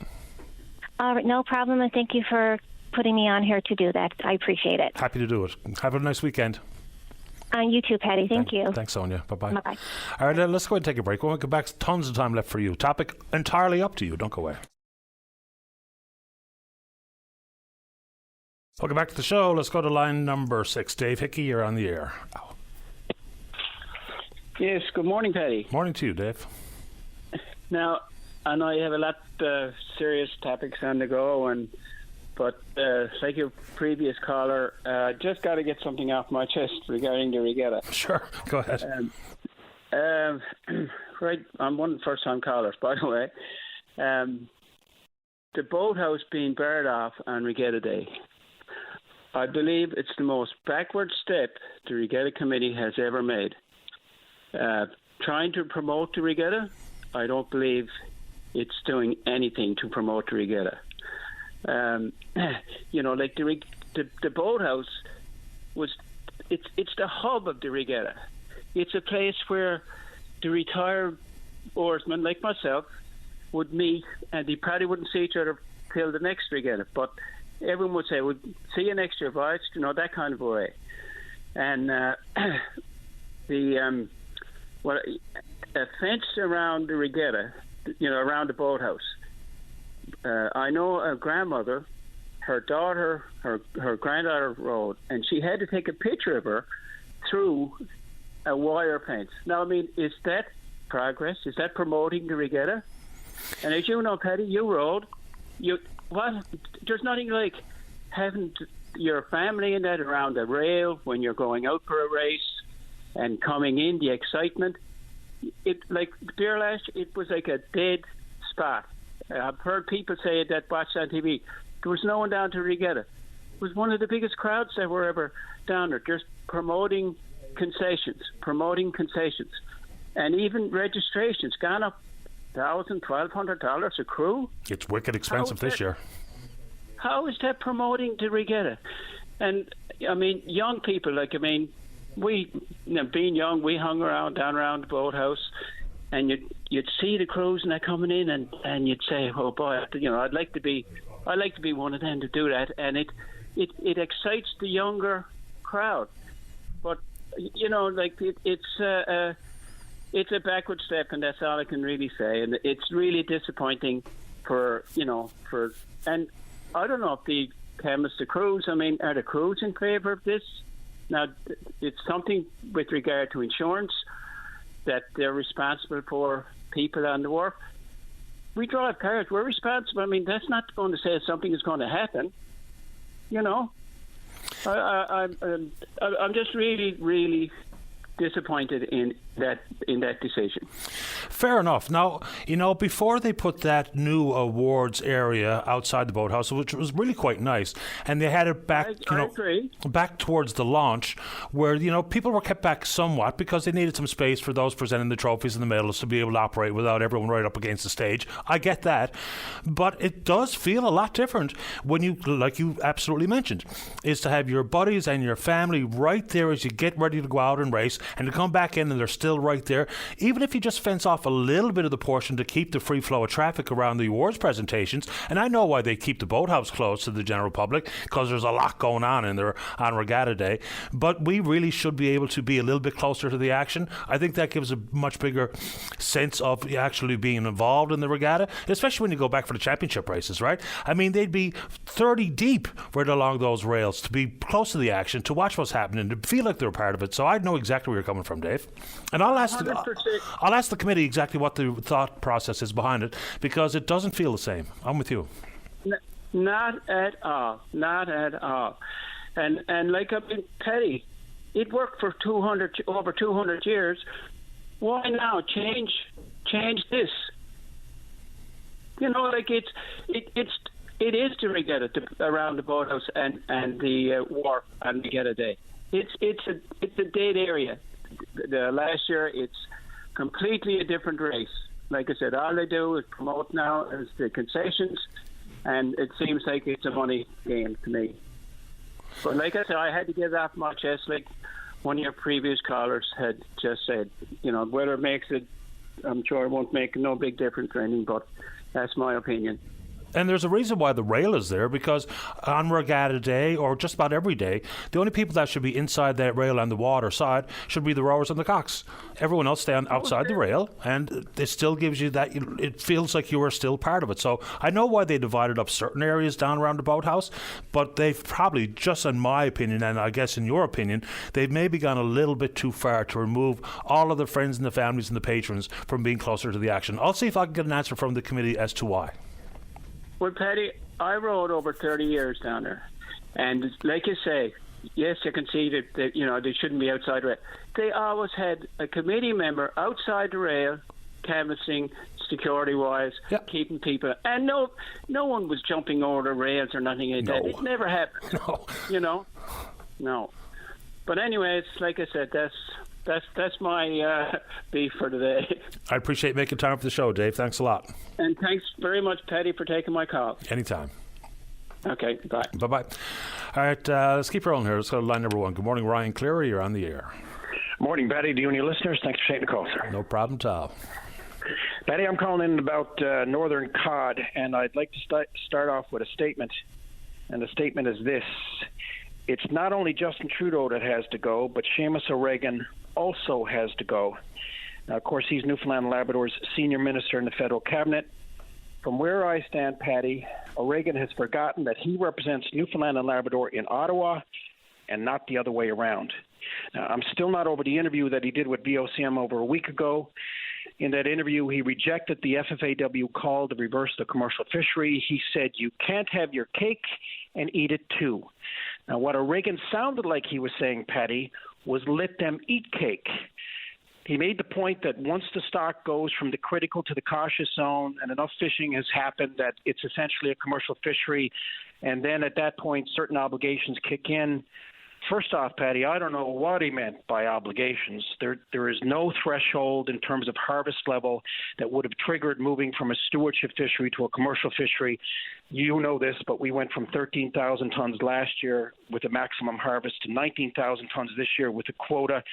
We would have done that under a continued stewardship fishery, and that's exactly what I recommended and what CNL recommended. The only obligation that Oregon should have is to the tens of thousands of inshore families that have vanished from this province in the 32 years since the fishery was shut down. Unleashing the draggers on a stock that's barely on its knees and breaking a written commitment not to do so is horrible enough, Patty. But then defending that decision to your own people is a sign of a politician whose time is done. I fully support the FFAW protests to revert, and I hope they pick up, to revert the fishery to a commercial fishery from a stewardship fishery. This should be the line in the sand for the inshore. The last point I want to make on this thing, on this particular topic, Patty, is there's a headline today on VOCM News, and it says DFO refuses to entertain reversal of Northern Cod decision. Patty, my point here too is that it's not DFO, it's the politicians. This was a political decision.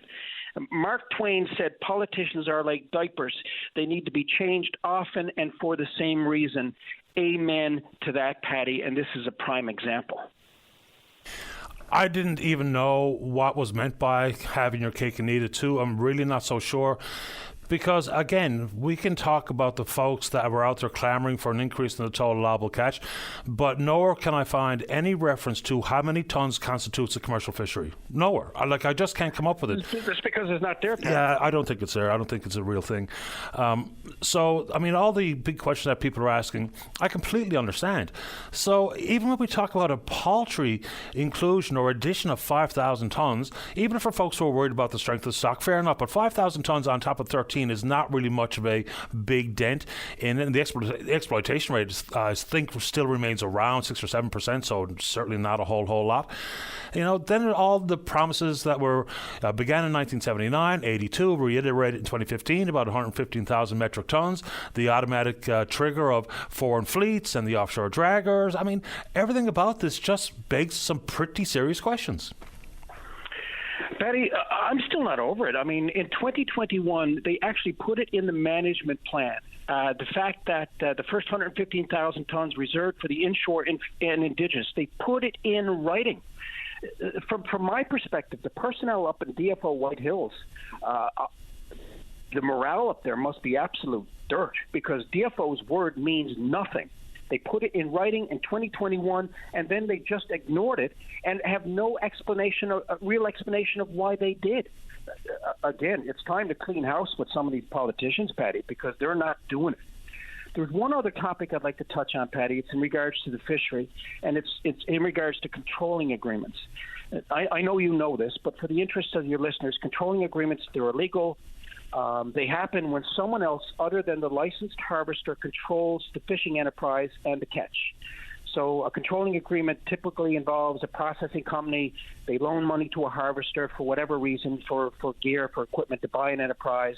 And then through the agreement, they illegally control the catch. And the federal court ruled in 2017 that controlling agreements are legal. And again, I know you know this, Patty. To date, DFO is yet to lay a single charge related to controlling agreements. Now, here's the point that I'm getting at. Until last week, there were 3 separate investigations into controlling agreements. But last week, DFO made the decision to shut them down, to shut down all 3 of the investigations. What's not clear, Patty, is why they shut them down. And it comes to this. It comes to this question. Are controlling agreements still illegal?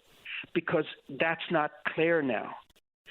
Between the Northern Cod decision and what's happened with controlling agreements, it's absolutely undeniable that DFO, Ottawa, they're showing favoritism towards the big boat, big business sector. From my perspective, I think there should be an independent investigation into why DFO dropped those investigations into controlling agreements and also into the decision to lift the moratorium after 32 years. This is too important, Patty, to let go. This should be the line in the sand for the inshore. And again, in terms of DFO, the FFAW, I should say, and the protests they had this week when they interrupted that environment minister's meeting, there should be a hell of a lot more protests like that, Patty. I haven't done this in years. I actually applaud the FFAW for the stand that they've taken on this and it should be the line of this in the sand that cannot be crossed.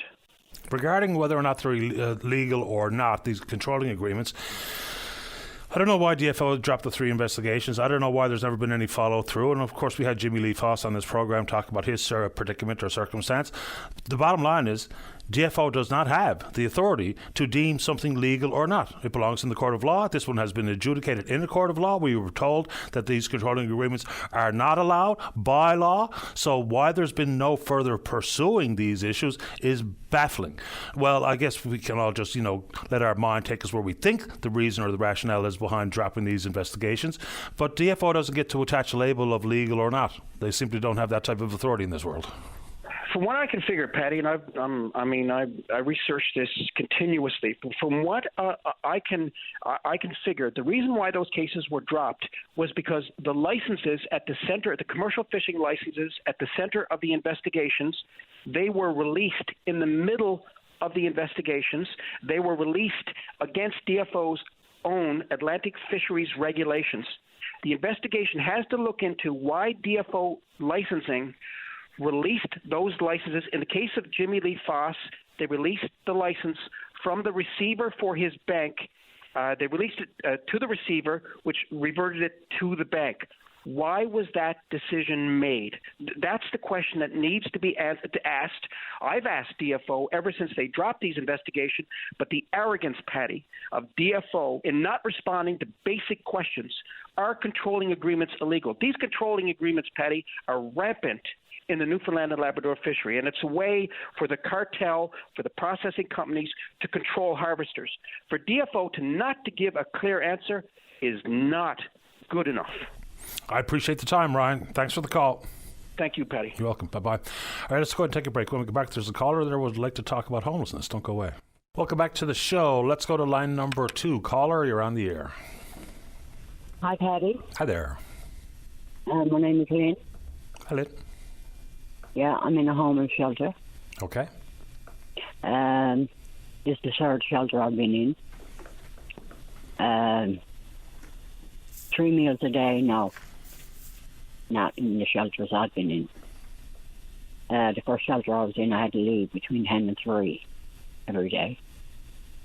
And then I was moved to another shelter, and there were stairs. I get CCP disability, less than $600 a month. And anyway, I had to leave there and that shelter and come to this shelter where I'm to now. Anyway, 1 meal in the evening, and the last couple of days, there's no butter here. I had to buy butter the other day, and I have a lot of issues, physical issues. I had Parkinsonism. I had glaucoma. I had surgery on that. I had a narrow angle glaucoma. And last December, when I got my CCP disability early, I had an eye exam, and I got astigmatism in my left eye, and I got to wait till December coming, get another eye exam, refer to another ophthalmologist, and get my cataract removed. Also, my drugs are not covered. There's a copay on my medication. I got to see my doctor the 19th. Anyway, right now, the pharmacist is giving me my drugs. I'm supposed to have insurance since February from my family doctor, and she's vaccinated in twice. There in the 3rd, I went down to see my doctor down in Major's Park. First thing he did was weigh me. I lost 2.5 pounds. Right now, I'm 98 pounds. Total weight. Lynn, before we go any further, and feel free not to answer this one if you don't want to, what happened in life for you to find yourself homeless? What do you mean? So, I'm just wondering, You know, because at some point you did live in a home, whether it be in the family home or I don't know about any past relationships you may or not have. But I was living in a 1-bedroom room in a house. Okay, so a bed sitting room. And I was there from the middle of December, and I left here 1st of February, and my stuff was there. I left and I went to a safe house. Anyway, they were supposed to send a police escort there and take me to my place to get a few things. And I went there on a Wednesday, and on a Monday, I told Sunday night I was leaving. And Monday morning, I went down to see my doctor down in Major's Path. And anyway, like I said, I stayed with my friend on Canada Dry. That's where I get my mail. And I was talking to Jeff Hart at Income Support, and he couldn't tell me how much I could get, like, pay for an apartment. Anyway, my friend went away, my best friend, and anyway, she's sick herself. And anyway, I went to the first shelter. That's when I left. I went to the first shelter. And like I said, just people out there in tents, you know, but I'm in the shelter now, and if there's nothing done about where I'm living to, I mean, a shelter is supposed to be secure. Now, I'm an early bird, and a couple of mornings I got up, I got a coffee, it came out here, and the door was unlocked. Now, I mean, anybody could come in during the night, right? Take anything. I mean, I guess everybody has a room locked, right? Do you have a room that you can lock the door? Long weekend, I was here, and Saturday I went and got a shower, and the water turned cold, and I jumped on the tub. And Sunday morning, I ended up down to the St. Clair's Hospital. Do you have a room? Do you have a room where you can lock the door? In my room? Yeah. Yeah, I got everything in my room, Paddy. Because they rob the eyes out of your head. Most people here are in bed all day. They're doing, drugs, hard drugs, right? And in the morning, I'm up early, and I got to creep around. So I don't make no noise. I mean, you know. Do you feel safe where you are? I don't need, Paddy, I don't need to have a dresser. Okay. The clothes are in the pile on the floor, and the bed I'm in from the penitentiary. You know. Do you feel safe where you are in that shelter? No, I don't. I was here one Sunday, and I was lying down, and I went to the kitchen and made a coffee. And when I came out, there was a former person that lived here. He was here apparently for 2 nights. Now, I wasn't here then, but police came and got him because he was dropped off. And when I came out, they were calling the police because he was apparently drinking all day while he was here for 2 days. And he came back here. He said he was part of the Hell's Angels, right? And I got frightened because, I didn't know what was going on, right? Sure, I understand. So the police took him anyway. Well, and I guess he's not allowed to come back here. Right? Well, that's a good thing. Before I get to the news, would you like to say anything else very quickly before I have to say goodbye? Yeah, well, it's like this, Paddy. Income Support wants to support me. I told the pharmacist at PharmaSafe I'll be calling you this morning. And like I said, tomorrow morning I got the go bus booked. I'm volunteering at Irving on the corner of Topsail Road and Burgeo Street. So having a car wash for the animal rescue. Okay. Lisa Pike Animal Rescue. Well, hopefully if people have the need to get the car washed, they can do it there. How old are you, if you don't mind me asking? 63. 63? Now, the government called me back in April, and they said, you're 65. I said, I felt like saying, do you need calculators in there? Right? I said, I won't be 64 till October. Right? Okay. And like I said, I'm on blood thinners. 18 years ago, I took multiple pulmonary embolisms. Right? I was lucky to be alive that day. After I went to the ER at St. Clair's. Okay. And Dr. Boggs, I think his name was. Okay, well, I do have to get going. I hope you're going to be okay, and take good care of yourself. Yeah, well, Patty, is like this. I have to go. I'm booked for the Comfort Inn, and it hasn't happened yet. I'm involved with Empower, Connections for Seniors, and I don't know. I signed, homelessness came here, and I signed a form for Comfort Inn. Well, hopefully you get that sooner than later, and I do wish you well, and take good care of yourself. I have to go now, though, okay? Okay, thank you, Patty. If any of your online listeners want to comment, you can. Absolutely right. Take care. Thank you, all the best. Patty. You're welcome.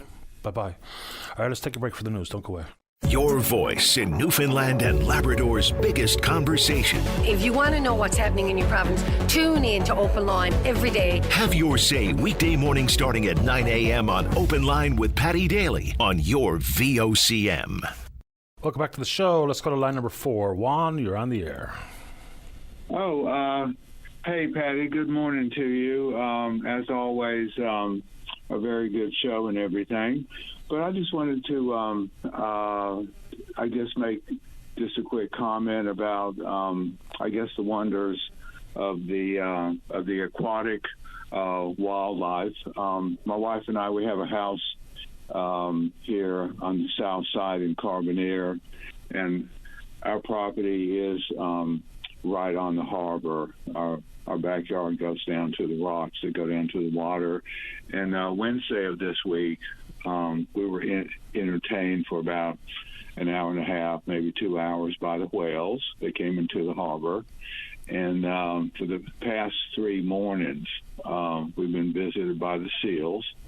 And this morning, I believe it was the one from yesterday, he just went under the water within the last 10 minutes. And so he was sitting on one of the rocks that was still exposed as the water was coming in over high tide. But just wanted to go and to share that. I know there's many other places that I've heard our neighbors mention that people go to watch the whales, but I wasn't 100% sure if there's other places that usually have seals. That come up close to the shore. Are you aware of that? Oh, yeah. I mean, it happens fairly often. I mean, it was just one day last year when I was down in Kitty Bitty for a stroll where there was a seal sunning right there on the wharf, or one of the wharfs. So, yeah, the seals are absolutely everywhere. Oh, okay. Okay, great. I mean, I'm just not, obviously, I'm not a local here and everything, but yep. It's just wanted to say that's just a really nice sight, a wonder of nature and everything. So it's just a nice way to start the day. Absolutely. Now, of course, some people listening to the program this morning will say the seals are a problem as opposed to a beautiful animal, and they are quite fun to watch and to look at. But of course, they come with an associated cost when we talk about things like the cod stock and shrimp and that kind of stuff. But I know where you're coming from. It is nice to see them, but even though I just couched it with that disclaimer. Oh, absolutely. I understand they can be quite, voracious when they get hungry. They eat a lot. Yeah, they most certainly do. That's what I understand. But anyway, thank you so much, and you have a really great rest of the day. You too, Juan. Thanks for the call. Okay. All right, take care. Bye-bye. Yeah, and I'm sure, some things that we take for granted, right? Like Juan and his family, they're from North Carolina. And you can only imagine for some of the tourists that make their way to the province, whether they be in a quest to see an iceberg, or the whales, or the seals, or the puffins, or whatever the case may be, for many of the tourists, they have no earthly idea just how incredible some of those sites are. And can you imagine being, let's just pluck a city, from New York City, and for the first time in your life seeing a humpback up close and personal on the beach out in St. Vincent, St. Stephen's, Peters River? It'd be remarkable. Or you go on a whale watching tour out on one of, say, iceberg tours or whatever the case may be. It must be just extraordinary. So, again, we take it for granted, but some of those things, people legitimately plan a trip to this province, whether it be to experience Newfoundland and Labrador, the rugged beauty, but the icebergs and the whales and the puffins and all the rest of it, it must just blow their socks off. Or a trip out to St. Mary's at the Ecological Reserve, or to go to Mistaken Point, things like that we've got in our own backyard that I would think that not even many of us take advantage of it, period.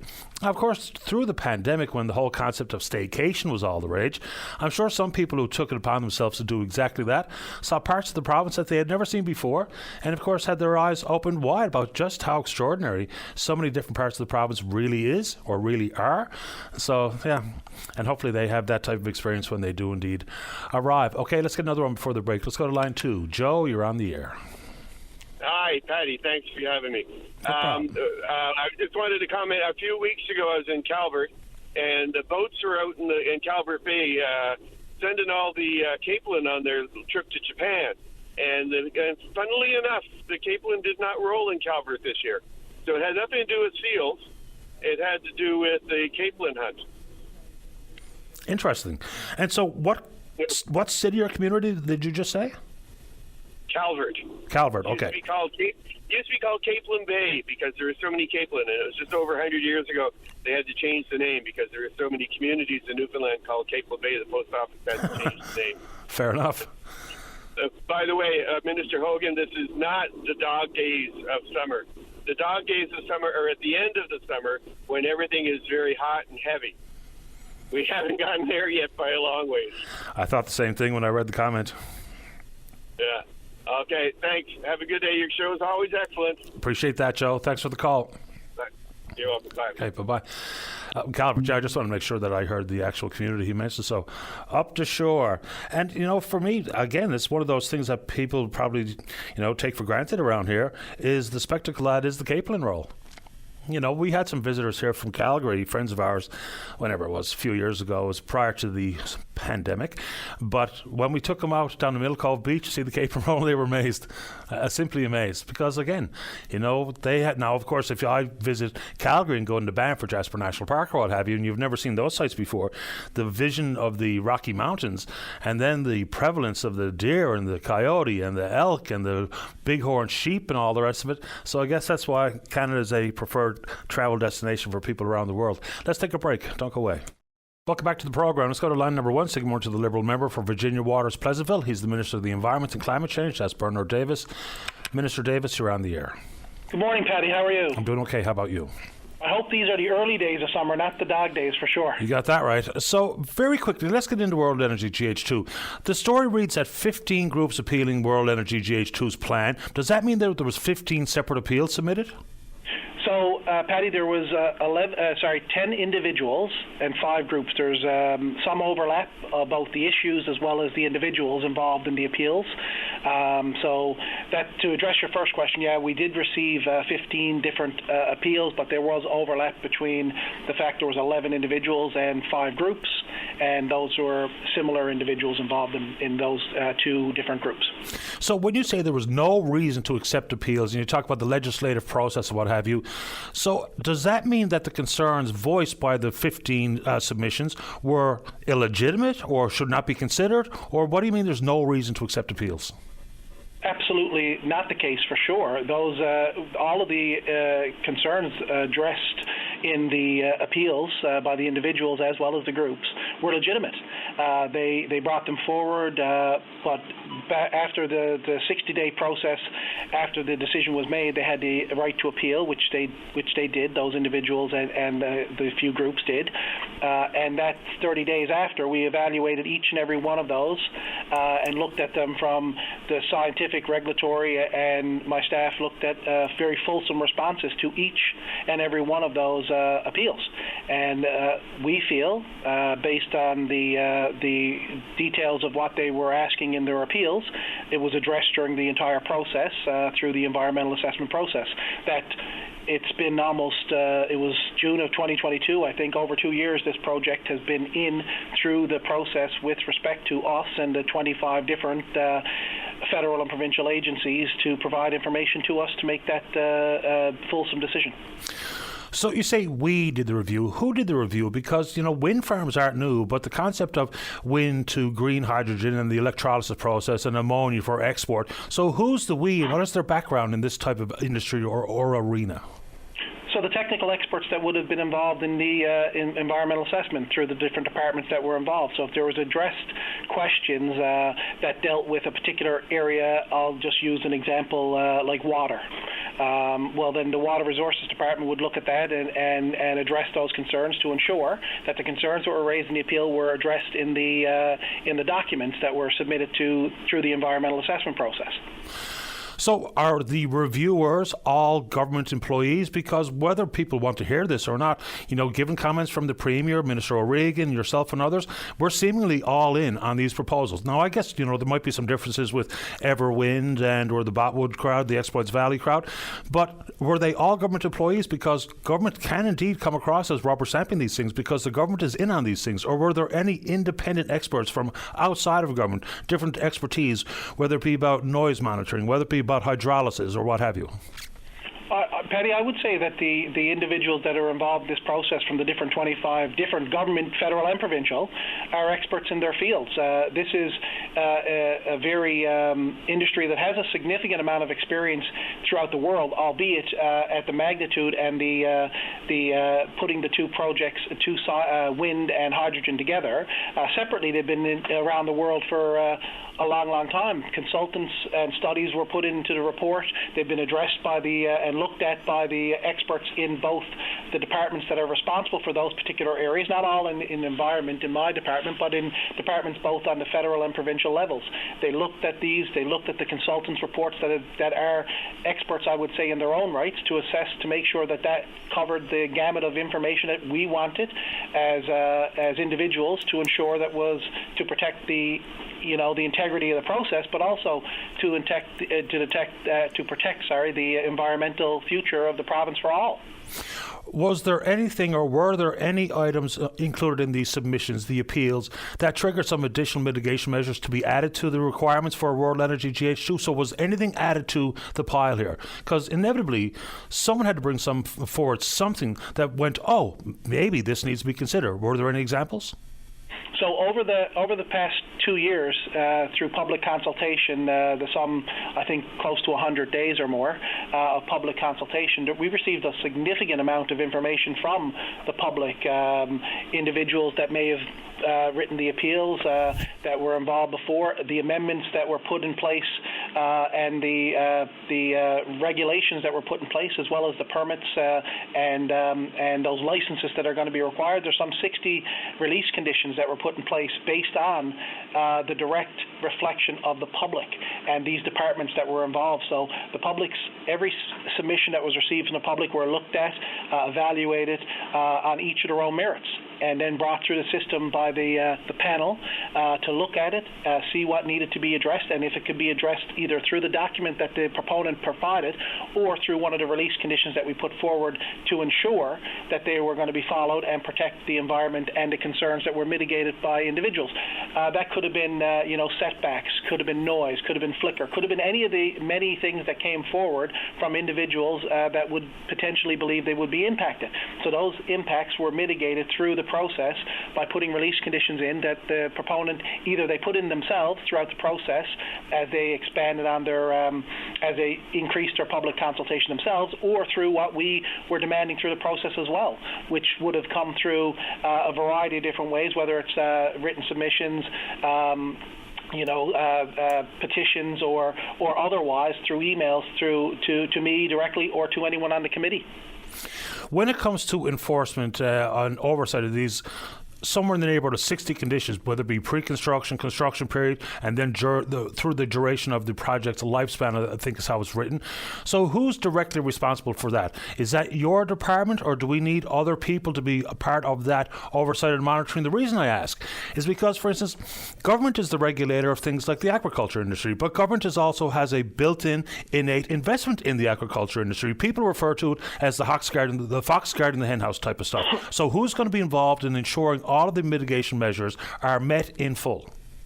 As a regulator for the Department of Environment, we'll be responsible for ensuring that the regulations and the conditions are met. Each individual department that the regulation may be housed in, it could be if it's protected areas, or if it's protected areas or water, it could be directly in my department. If it's endangered species or protected species, it would be in fisheries, forestry, and agriculture, and they would be a part and parcel of the involvement in policing this. We would make sure that at the end of every calendar year, that's what we've said in one of the release conditions, they have to update us on where they're to. We're going to consistently be involved in the process of not just of this project, but of all projects, because we understand that we've staffed up in the environmental assessment department and the regulatory side of that to ensure that we can police the regulations and release conditions that were put forward.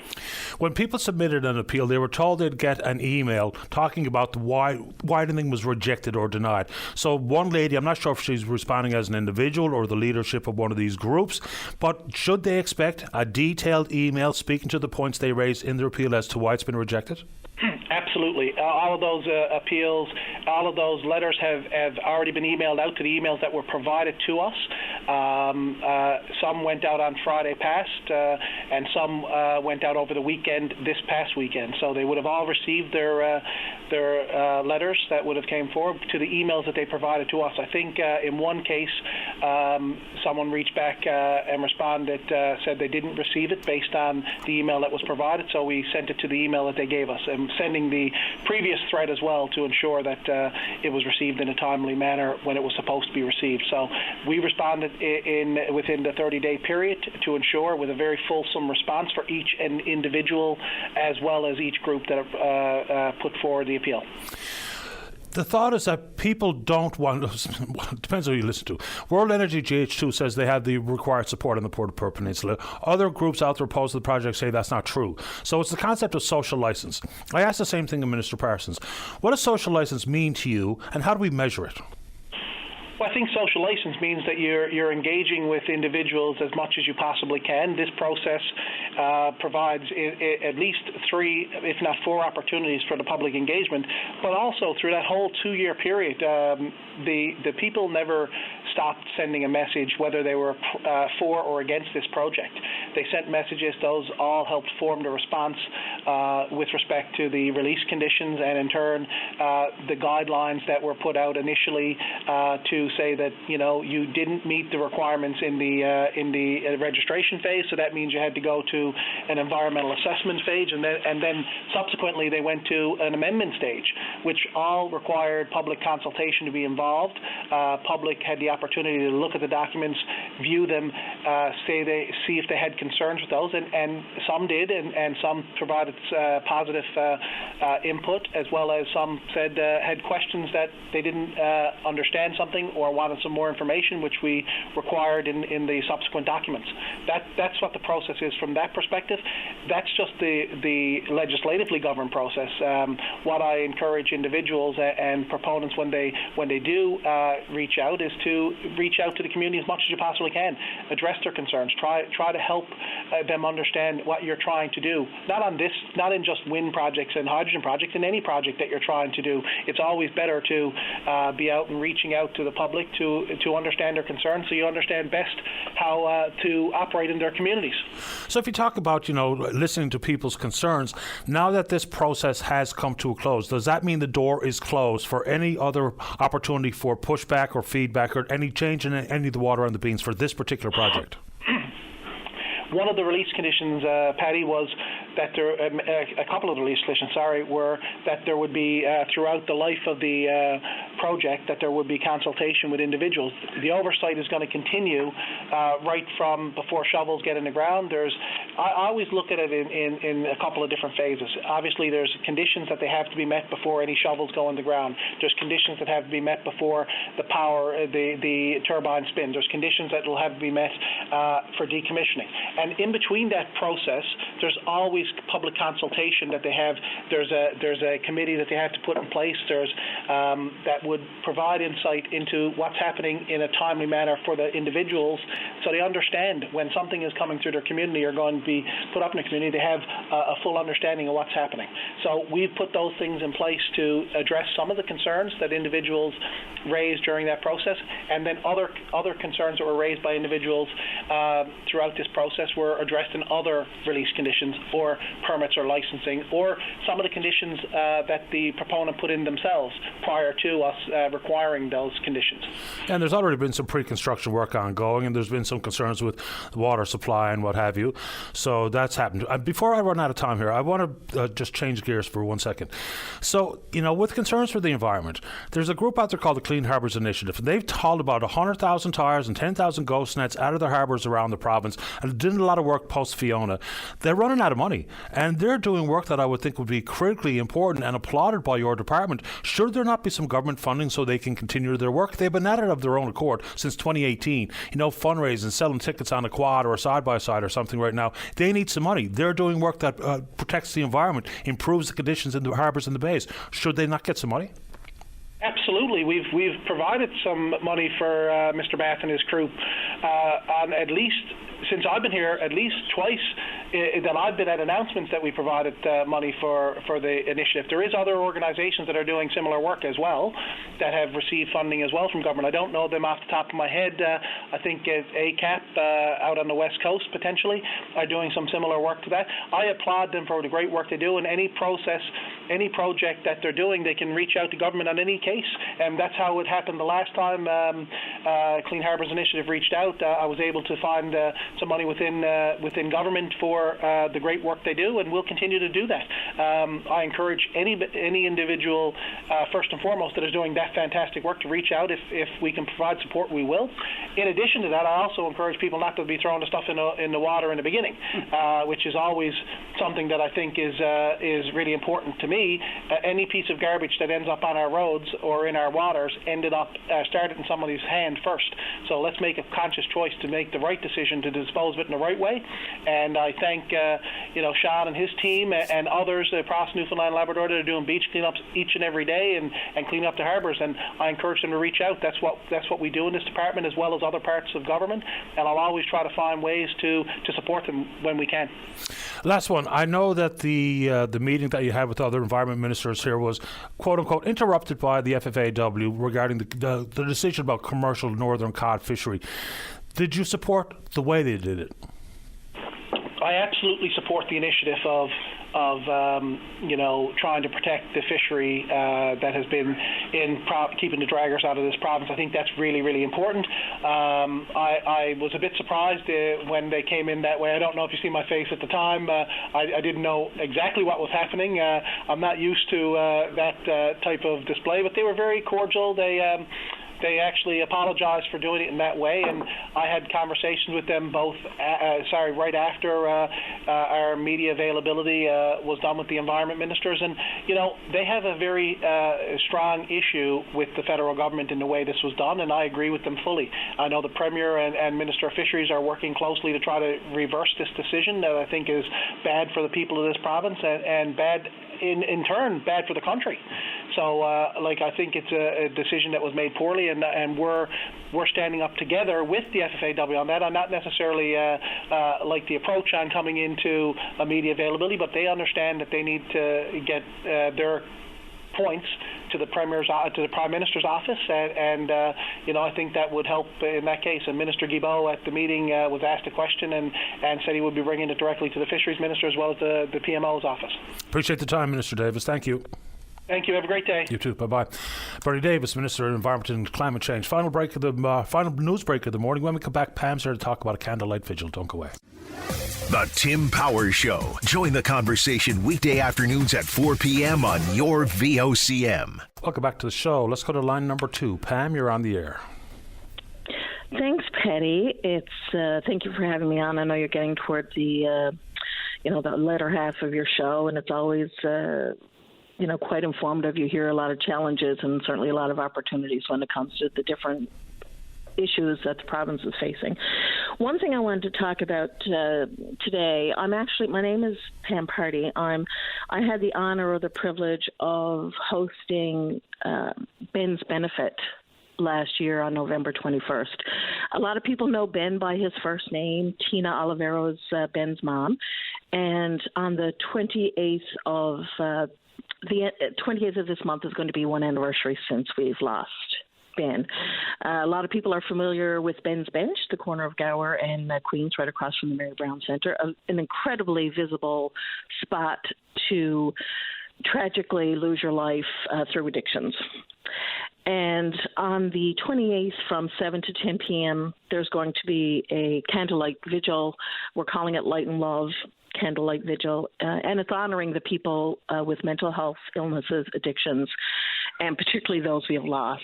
I know another friend of mine, and I heard the conversation you had with him, Stephen L. Randall, who wrote a book called My Child is an Addict, and you had a very poignant conversation with him a couple of weeks back that I caught and was quite moved to. This stuff is happening every day, and it's not, the quote-unquote, bad kids.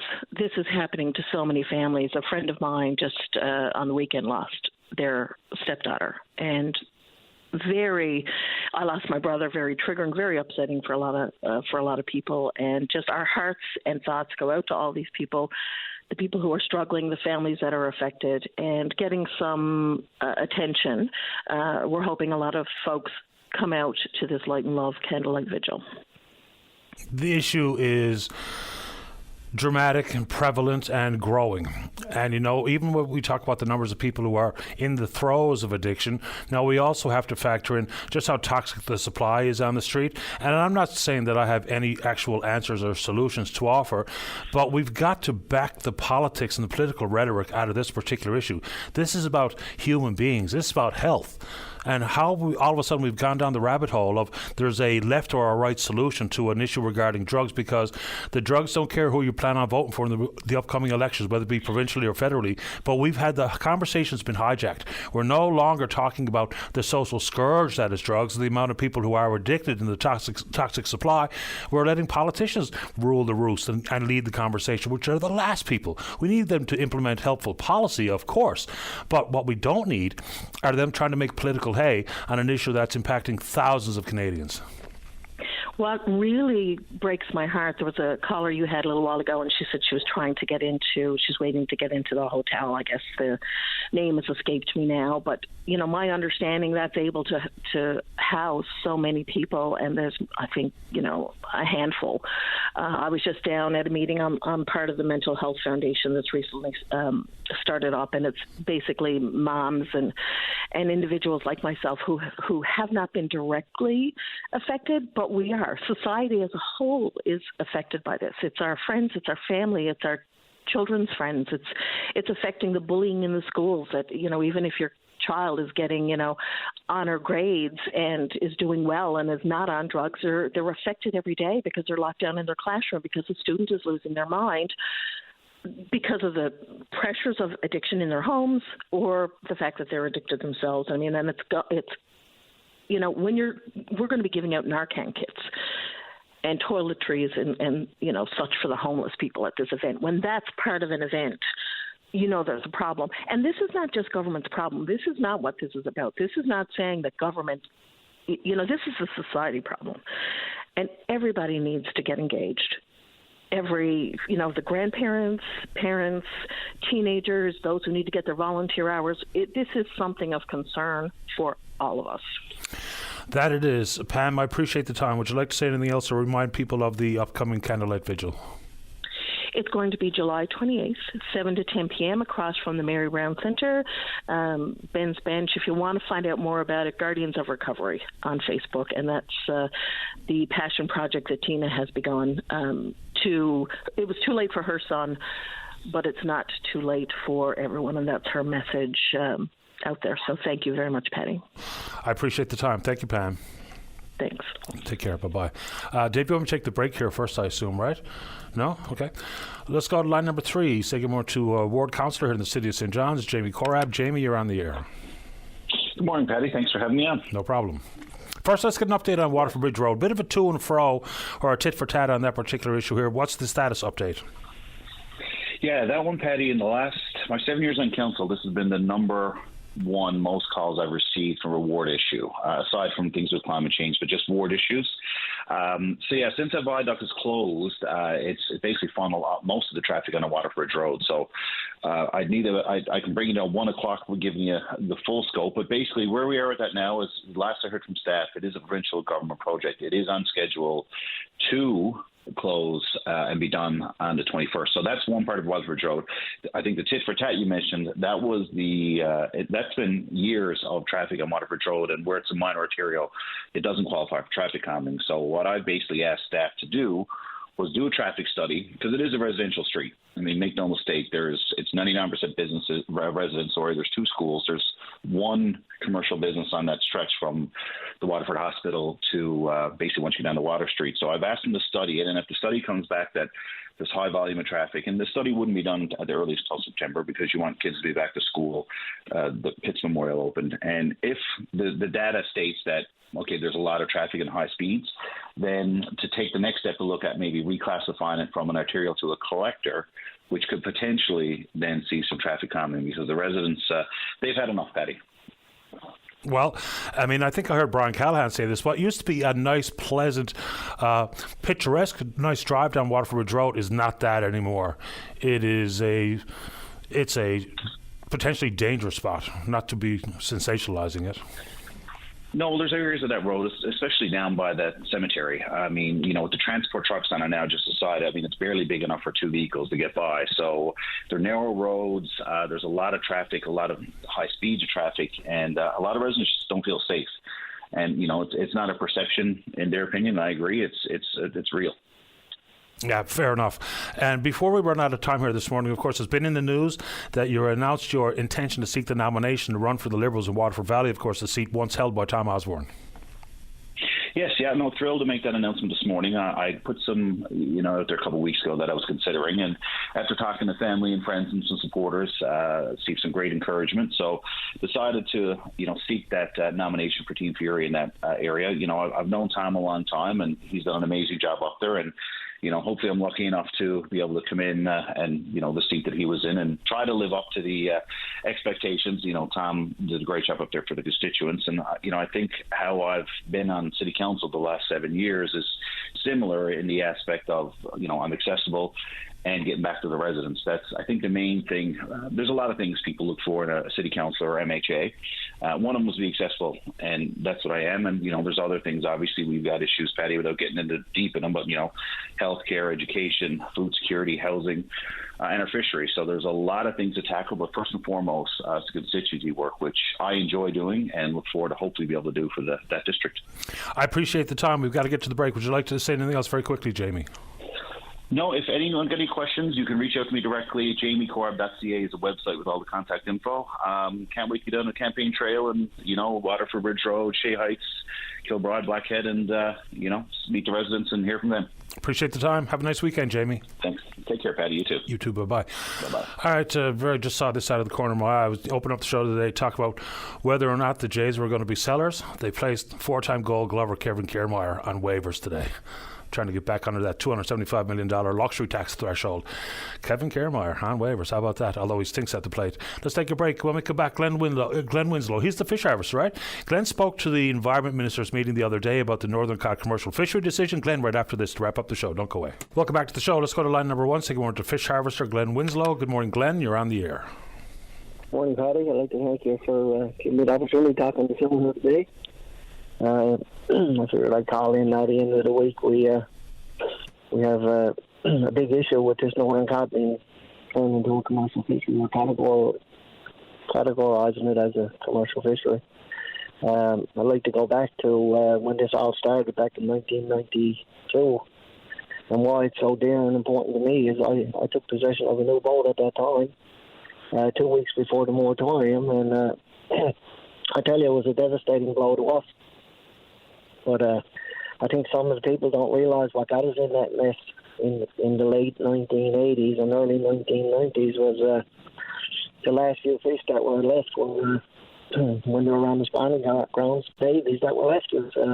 We know the fish getting smaller and smaller, and the babies that were left, this technology was out there, and it was taking up the last few that was there, and that's why we take exception to this technology being introduced back into the fishery when the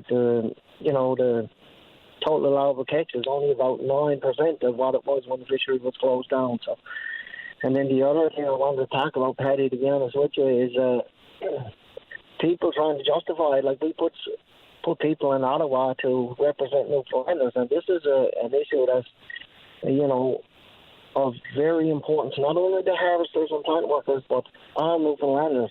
And for someone like Seamus O'Regan and Ken McDonald and our other MPs to get on and try and justify the decision they made in Ottawa, and to try and say it in a way that, geez, they know what's best. Listen, I've been at this for 42 years, and I don't know everything, but I can tell you I know more about the fishery and what's going on out there than someone who's in Ottawa, I can tell you. And we're not very happy with our MPs right now. Let's talk about what we put in there. With regards to protesting, people got to understand that this is very important to fish harvest and plant workers. But right now we're in the middle of the season. We have a lobster fishery here on the East Coast that's getting ready to close down today or tomorrow. So, people are trying to get the last little bit of fishing in there. We have a capelin fishery that has to happen when, the capelin are sampled every day, and then it's taken today.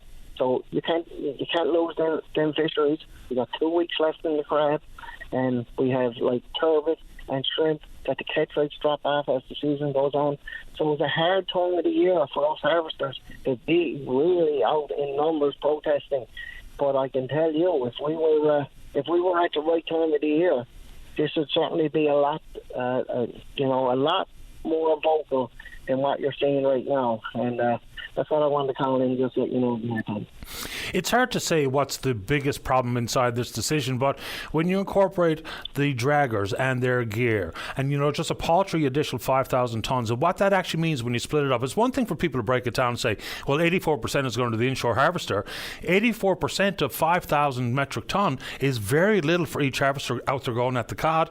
And then it's the triggering of our NAFO obligation. So it just every step of the way, and I guess people can add in the concept or the so-called promise for the first 115,000 tonne to be allocated inshore. There's just every step of the way there seems to be legitimate questions as to how anyone can justify this decision. Well, the problem we got, Paddy, is they can't justify this decision. That's why there's no answer to the reason the decision is made. With regards to the poultry quota that we got now, look, last year we were at cod. We've been at this codfish ever since it was a stewardship fishery introduced. We got 5 days at cod last year. That's all we got out of the fishery. And I know people that only got 3 days at cod. So we got this little quota, and really it's only a week's pay. And all of a sudden now with an increase of about 5,000 tonnes, we can put everyone back into the fishery. No, it's not acceptable, Paddy. This stock is nowhere near where we can put offshore trawlers back into the fishery.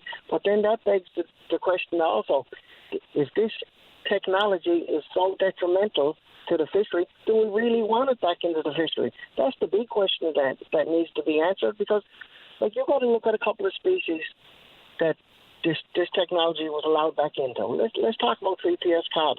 Back about 8-9 years ago, I don't know, that quota up in 3PS was up to 13,000 metric tons. And the fishermen up there argued, don't let the dragger technology back into it. That fishery today is down to 10% of that, down to around $1,500. And yellowtail trawlers, another one on the Grand Banks, that only offshore trawlers got access to. And that's going back about 10 years ago. And that was going to be the big thing. The yellowtail trawlers were opened up. There was access for a couple of offshore trawlers to fish that. I had an observer out with me last year. He was just after coming off one of those yellowtail flounder offshore trawlers. He told me they had to come in after 10 days. They couldn't get enough to make a viable for the boat to stay out there. So that, like, you would think that people would learn from that and say, well, maybe it's not a right decision. I'll tell you another problem with that technology, right? The problem with that technology, that takes everything. That not only takes cod, that takes halibut, flounder, it takes it all, but it takes babies. And I don't think we should be putting a technology back in that can take 10 or 12 fish to be the weight of one that you should be taking. Understood, and I get it. I mean, for the folks operating the offshore, like Ocean Choice International and others, I understand why they think this is an appropriate idea, but even their split of this quota is minimal. So just really hard to wrap my mind around this one. Glenn, I wish we had more time, but you're always welcome on the show. We've run up against the clock here this morning. Well, thanks, Paddy, for giving me the opportunity to talk, and I guess we'll talk again in the future. I look forward to it. Thanks, Glenn. You're welcome. There we go. All right, good show today. Big thanks to everyone who supports the program, and we will indeed pick up this conversation again on Monday morning right here on VOCM and Big Land FM's Open Line. On behalf of the producer David Williams, I'm your host Paddy Daly. Have yourself a safe, fun, happy weekend. We'll talk on Monday. Bye-bye.